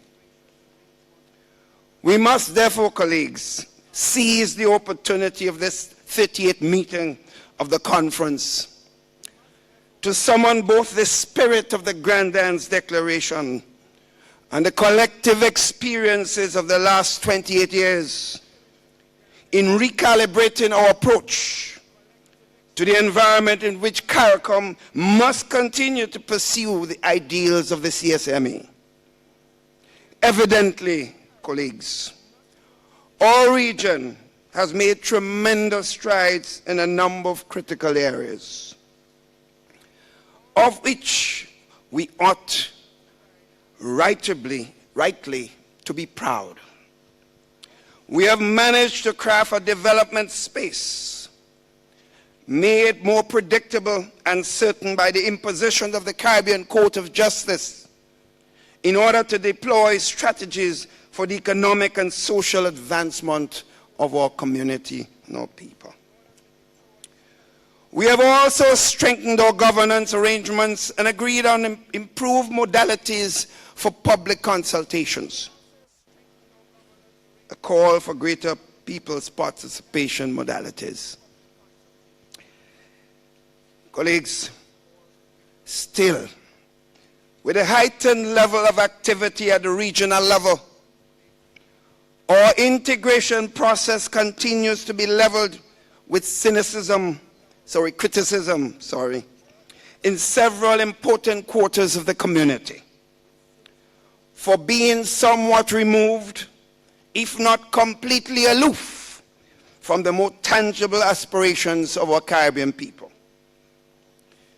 Having spent 32 years and counting in the political arena, I have become convinced that perhaps the most difficult task is to develop inclusive mechanisms that close political distance between our integration arrangements and demands of our people at all levels of our societies, but especially among our young people. Here in Grenada, upon assuming office in 2013, we faced diverse stakeholder interests, and with no parliamentary opposition, we took the decision to institutionalize a committee of social partners and have since harvested tremendous benefits from this partnership. Colleagues, we need similar modalities that work on the regional levels. Unfair trading practices. Colleagues, closing the political distance with our regional constituents also means that we must deliver on the proposition committed by our forebearers as far back as Dixon Bay in 1965, and I quote, "Aware that the broadening of domestic markets through the elimination of barriers to trade between territories is a prerequisite to such development. Convinced that such elimination of barriers to trade can best be achieved by the immediate establishment of a free trade economic community for all countries we so desire." End of quote. I'm therefore sure we'll all understand that 52 years on, our regional constituents are becoming skeptical when it is demonstrated time and time again that after satisfying all our treaty provisions, they cannot export to our neighboring countries duck meat from Suriname or honey from Grenada. The same honey that is exported to the United States and Europe and has won several international awards for quality. Colleagues, these actions diminish the hard-earned gains of our integration efforts. So much so that it is widely chronicled about CARICOM that intra-regional trade is obstructed by non-tariff barriers, which all affect our global competitiveness. Colleagues, therefore, deepening the partnerships, the CSME requires that we urgently dispel with a knee-jerk nationalistic response in exchange for higher community ideals in some key areas: transport and connectivity. Sisters and brothers, transportation is the lifeblood of our integration process. Weak domestic and intra-regional air travel, added to low service competition and high travel costs, all culminate in the reality that Caribbean countries connect more easily to destinations outside of the region than to destinations within member states. Colleagues, as an integral aspect of our approach in addressing the issue of air connectivity, it must include reducing the cost of air travel to rejuvenate intra-regional travel. It would represent a significant installment to the regional integration account if heads would collectively agree to reduce airline ticket taxes as well as other fees which attach to the cost of intra-regional air travel. Colleagues, I have long held the belief that too much political presence on the board of airlines such as LIAT is not helpful to its proper management and efficiency. LIAT's sustainability would have benefited if it was run more as a private sector operation. Governments then subsidize flights to given destination or routes that in the best interests of their respective countries. We do so now with international airlines. We could do so with LIAT also. Colleagues, I ask this question.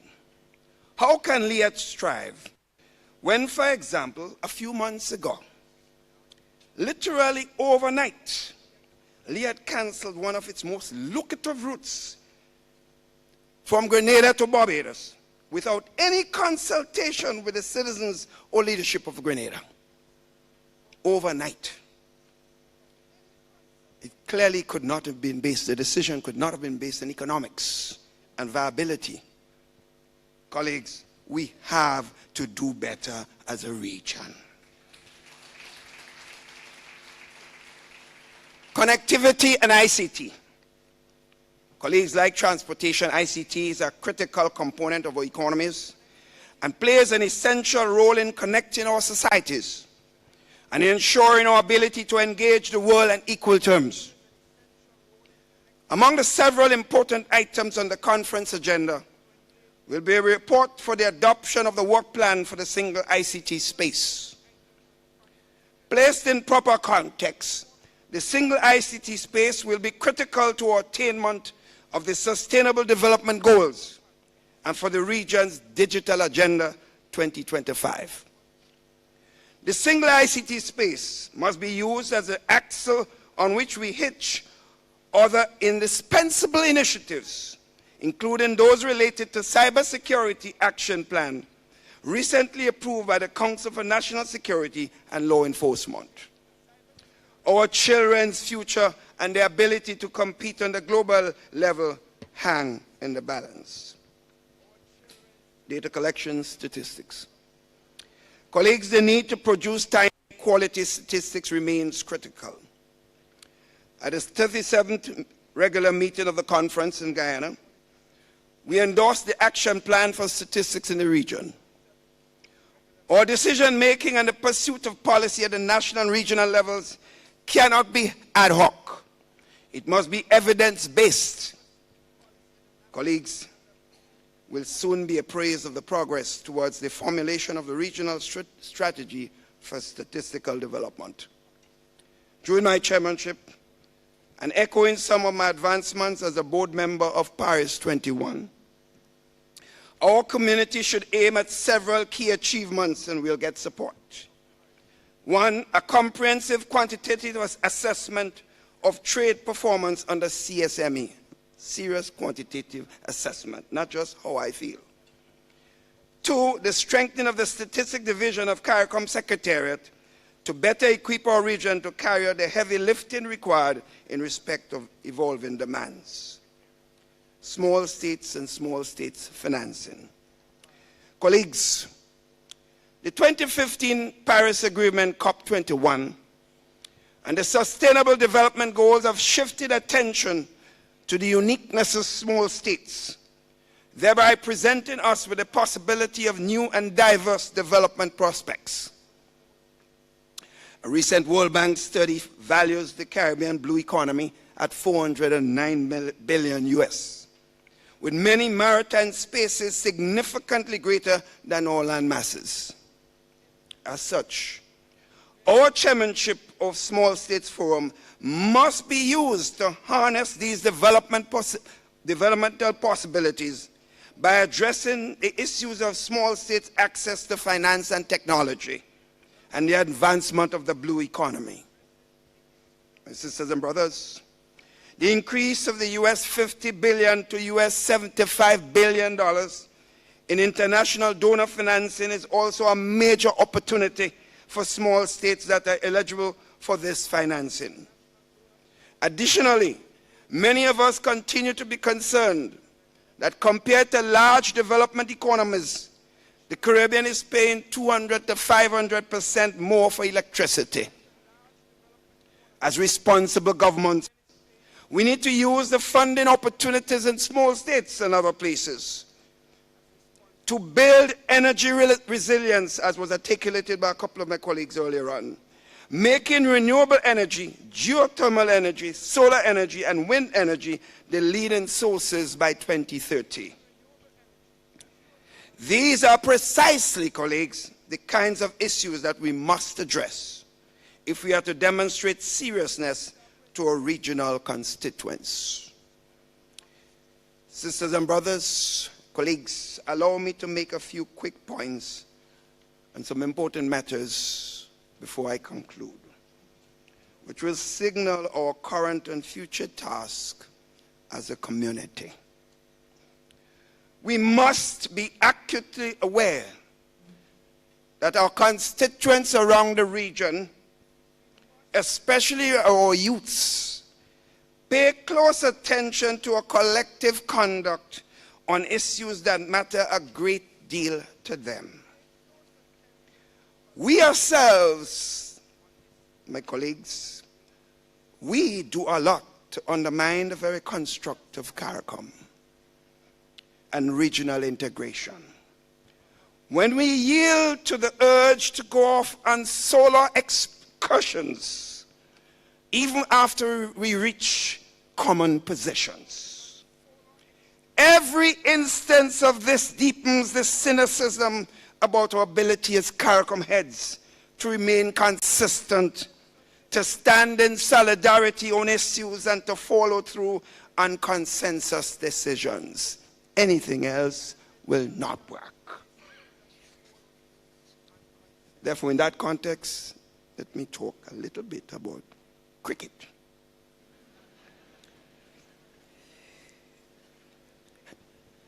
You'll be surprised if I leave here and I didn't say nothing about cricket. West Indies cricket is one such issue. Cricket, with all its challenges, remains a unique West Indian enterprise worthy of support and promotion. The legacies that have been created by our players on the field and the voice they have given throughout generations to expressions of West Indian identity have been well documented and chronicled throughout the years. Gary Sobers, Larry Constantine, Frank Worrell, Michael Holden, Viv Richards, and all the others, they were not just cricket greats, sisters and brothers. They helped to forge a West Indian identity globally that impacted on all facets of Caribbean life. So when we get together to discuss the current challenges of the regional game, it is not merely a case of politicians dabbling in some useless pastimes.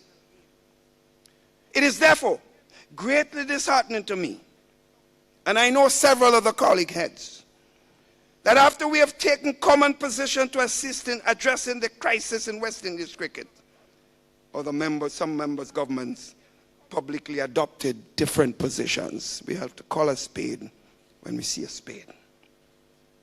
Colleagues, there is an urgent need for us to get back on course, because the current state of affairs of cricket should be a complete embarrassment to all of us who call ourselves West Indians. The failure of the team to qualify for the recent Champions Trophy in England, and the possibility that it now has to play a qualifying tournament among the lowest to see if it can make the next World Cup, is the latest symptom of this crisis. The West Indies Cricket Board, as is presently constituted, has long ceased to pay attention to the alarm bells. The question, therefore, must be, my colleagues and my brothers and sisters, are we going to fiddle in disunity while West Indies cricket burns? Do we stand by and do nothing as the current system almost renders the regional game irrelevant? A team give them a win now and then, just for... Colleagues, we will continue as heads to agree on positions behind closed doors, only to return home in the glare of the public and push a different agenda. My view is we can do better, and we must do better.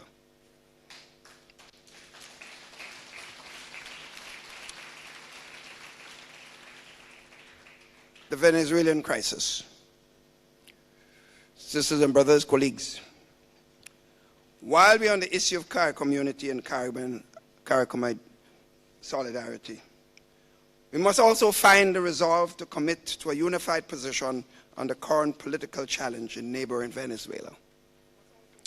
We cannot ignore what is taking place in a country with which all our member states have strong historic ties, and one which countries such as Grenada, Trinidad and Tobago, and Guyana share maritime boundaries and borders. These realities, combined with our international record of standing up for political order, democracy, and respect for human rights, ought to inspire us, colleagues, to arrive at a clear stance on the current crisis in Venezuela. Of course, in doing so, we must be cognizant of the broad principles of non-interference, the support for the rule of law and order, constitutionality, and the respect for human rights. We appreciate that there is a duly elected government in place in Venezuela, and that many of the internal struggles are also manifestations of a struggle for political power. That's understood.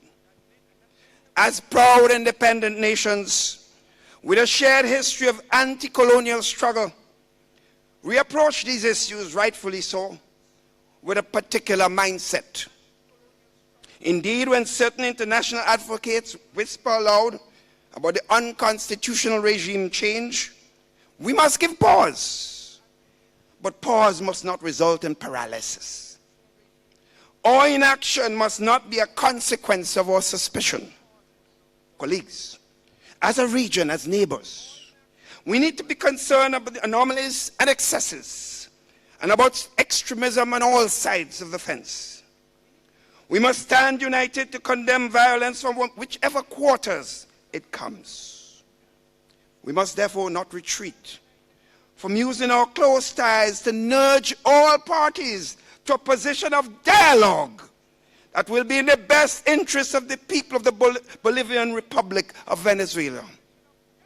In concluding, therefore, colleague heads, ladies and gentlemen, sisters and brothers all, the challenges we face are real. But regional cooperation, collective action continue to be the best strategy for development. We must be ready to stand up in the gap for each other, joined as we are by common challenges and aspirations. We must be prepared to manage our national interests in a manner which maintains the unity and cohesion of the community for the advancement of all our people. It has been for me a gratifying journey to have seen our gains over the years. And it will be even more gratifying for me to see us realize a few more before I leave this arena. Speaking to you, colleagues. Given that this is likely to be the last time I host a heads of government in this beautiful spice country of Grenada, Carriacou, and Petit Martinique. That's why I could speak so freely. My time in the vineyard requires that I do so. I'm speaking for a lot that can't speak like me.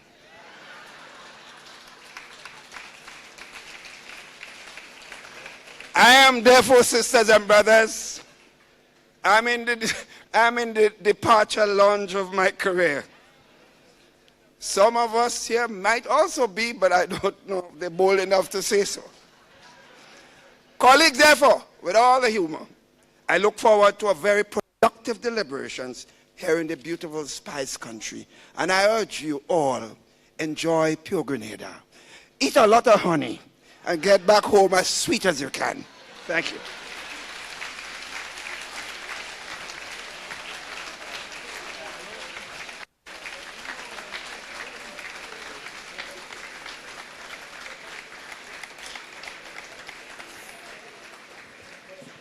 Thank you very much indeed, incoming Chairman, Prime Minister Mitchell.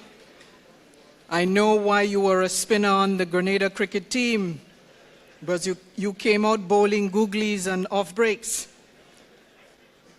Thank you, sir, for that. Thank you to the committee for the honor of being able to act as Master of Ceremonies for this evening's opening ceremony. I am a child of a passionate regional integrationist, and it would be remiss of me if not to say respectfully to heads of government the following statement. In this era of unapologetic nationalism and xenophobia, a new wave of superpower exceptionalism and global fragmentation triggered by a populist economic reconstruction movement, now more than ever, we must quick forward march towards regional integration, lest we continue to stand at ease, as in the words of the brilliant Lloyd Best, with a life of announcements, pronouncements, and declarations. The persistently held archaic geopolitical views that we are banana republics and island economies, rather more of a nuisance, requiring too much assistance, are betrayed by the import attendant to our geographic proximity and our block of voting power in the amphitheater of international affairs. We are oil-producing countries, industrialized economies, and international service centers with a combined population of more than 16 million people, more than the city of New York, more than the city of London. Respectfully, heads of government, we cannot preach integration and practice exclusion. Admittedly,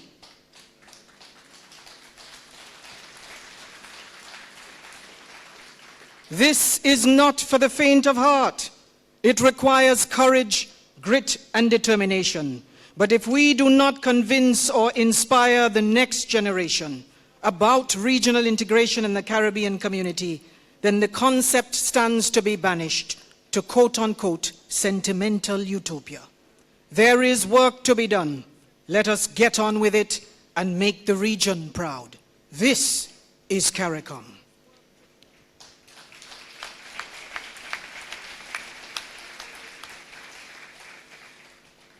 As host country, we thank all of you for being here at this opening ceremony.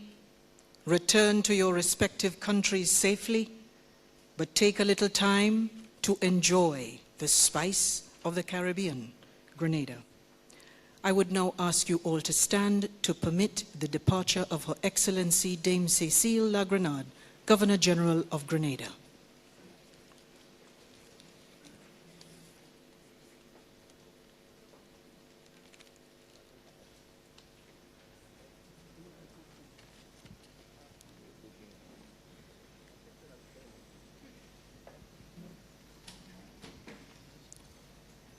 Thank you very much. We will now ask the heads of government to get ready for a short photo session, and you will be guided by protocol as to your places.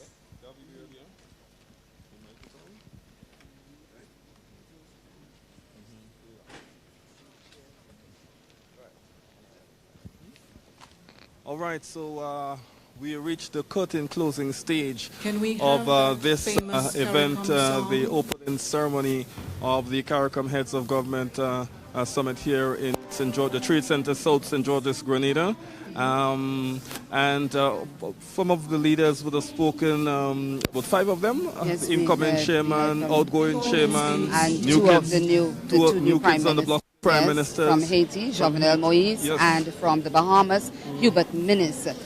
We need to let the audience know that Jovenel Moïse, his presentation was done in French, that is his home language in Haiti, but the interpretation was given afterward by the interpreter. And let's start with Erwin Larocque. No, but we need to explain to the viewers that because there were some issues there in terms of yes, there the were language, concerns as to the fact that yes, because French some people was were used. wondering what exactly was happening. Well, it is the modus operandi of the Haitian presidents. Their delegation always do their presentations. Anytime they've got to make a presentation in any one of these regional fora, they do it in their mother language, because there is that school of thought that they've said that if Haiti is to be considered a member of the CARICOM family, then though it's the only French-speaking country in the CARICOM family, the other members of the family to embrace the country should also learn the language. So they choose to speak their national language. What we need to explain to the audience, because some people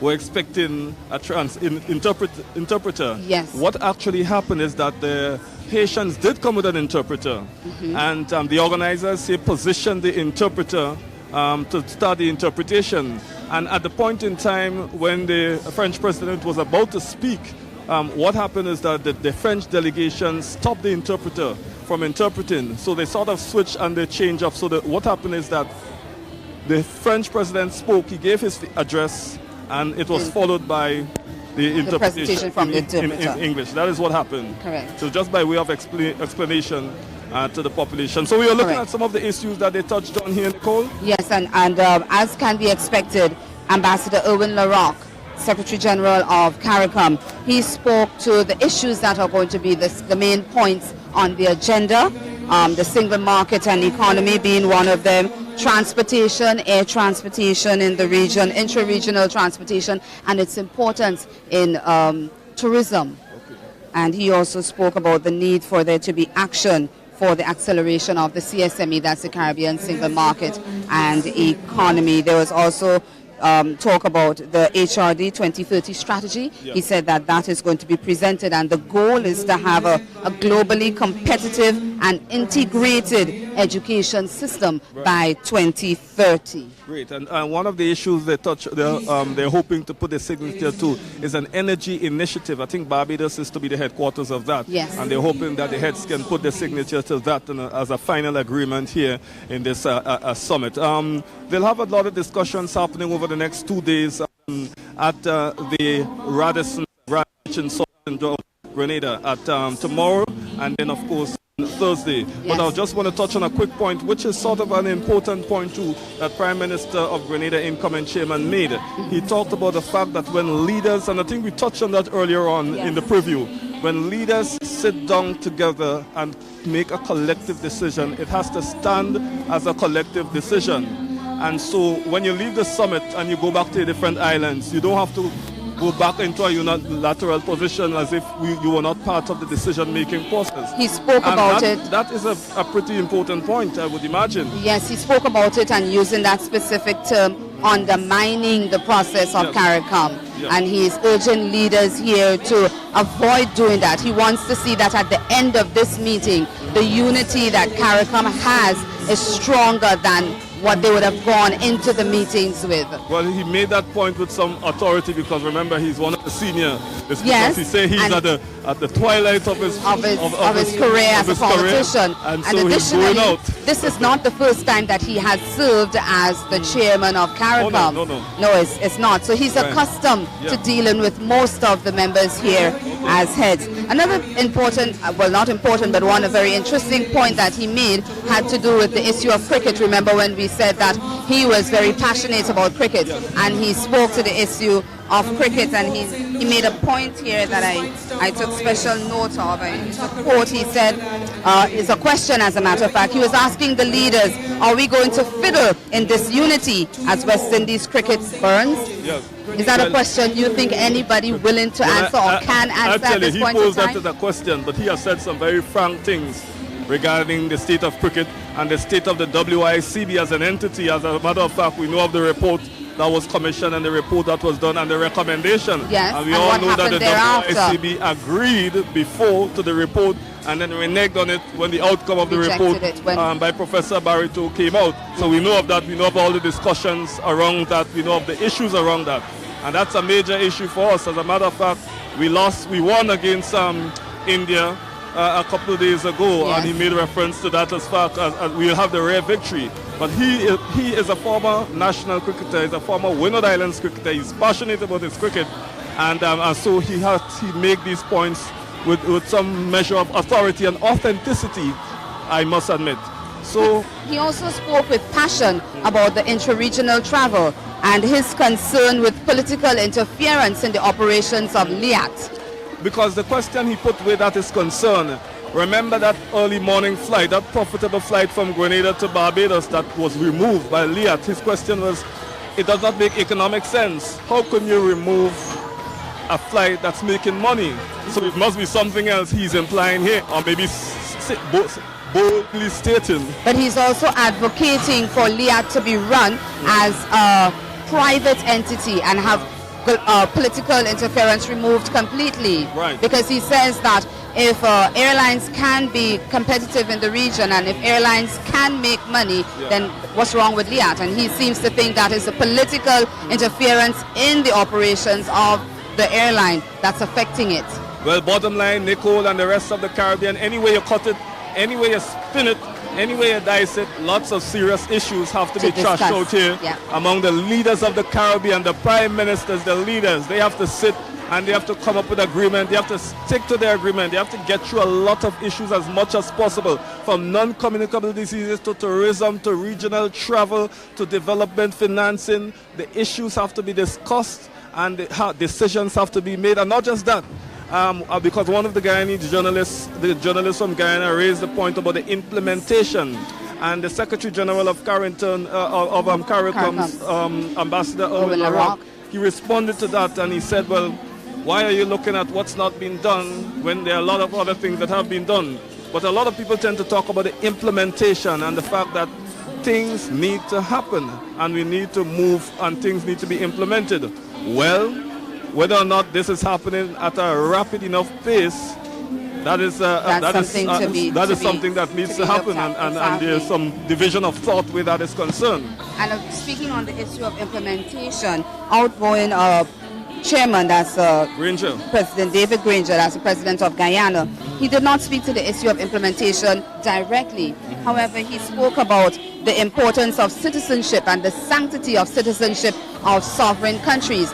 He also stated, and very emphatically, that as sovereign countries have a right to protect the sanctity of their citizenship, they must not do so by impeding the working of the CARICOM single market and economy. So I guess as much there are lots of things that these leaders are going to speak to, with the hope that implementation of most of these activities and most of these issues will happen rapidly, at least more quickly than it's happening at this point in time. All right, so as we wind down this wrap up here, here this evening at the tail end of this opening ceremony of the 38th Heads of Government Summit here in Grenada, St. George's Trade Center.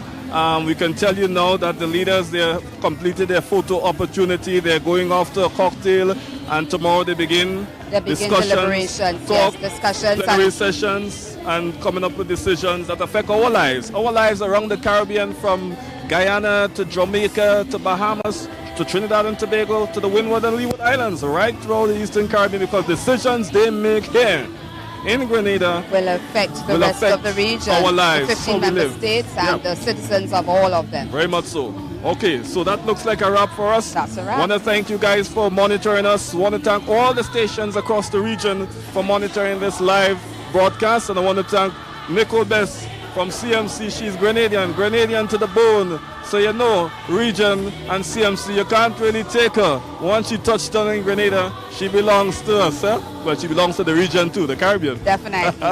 We are Caribbean people. As I love we love our neck of the woods. As I love to put it, I'm a Caribbean Grenadian woman. Oh, I love that phrase. Thank you very much. So from all of us here at the Trade Center, the Grenada Trade Center, have yourselves a very good evening. Bye now.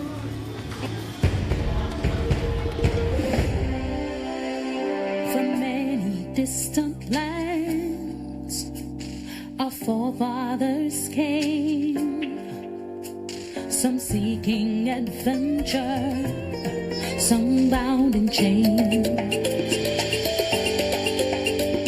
Through battles waged and fought, through victory and pain, by test of their courage, our freedom was gained. In homage to those gone before us, the heroes of lands in the sun, we vow to join hands and to focus on building one Caribbean. Raise your voices high and sing of your Caribbean pride. Sing it loud and strong, feel our hearts beat as one. Celebrate in song as we rise to heights where we belong.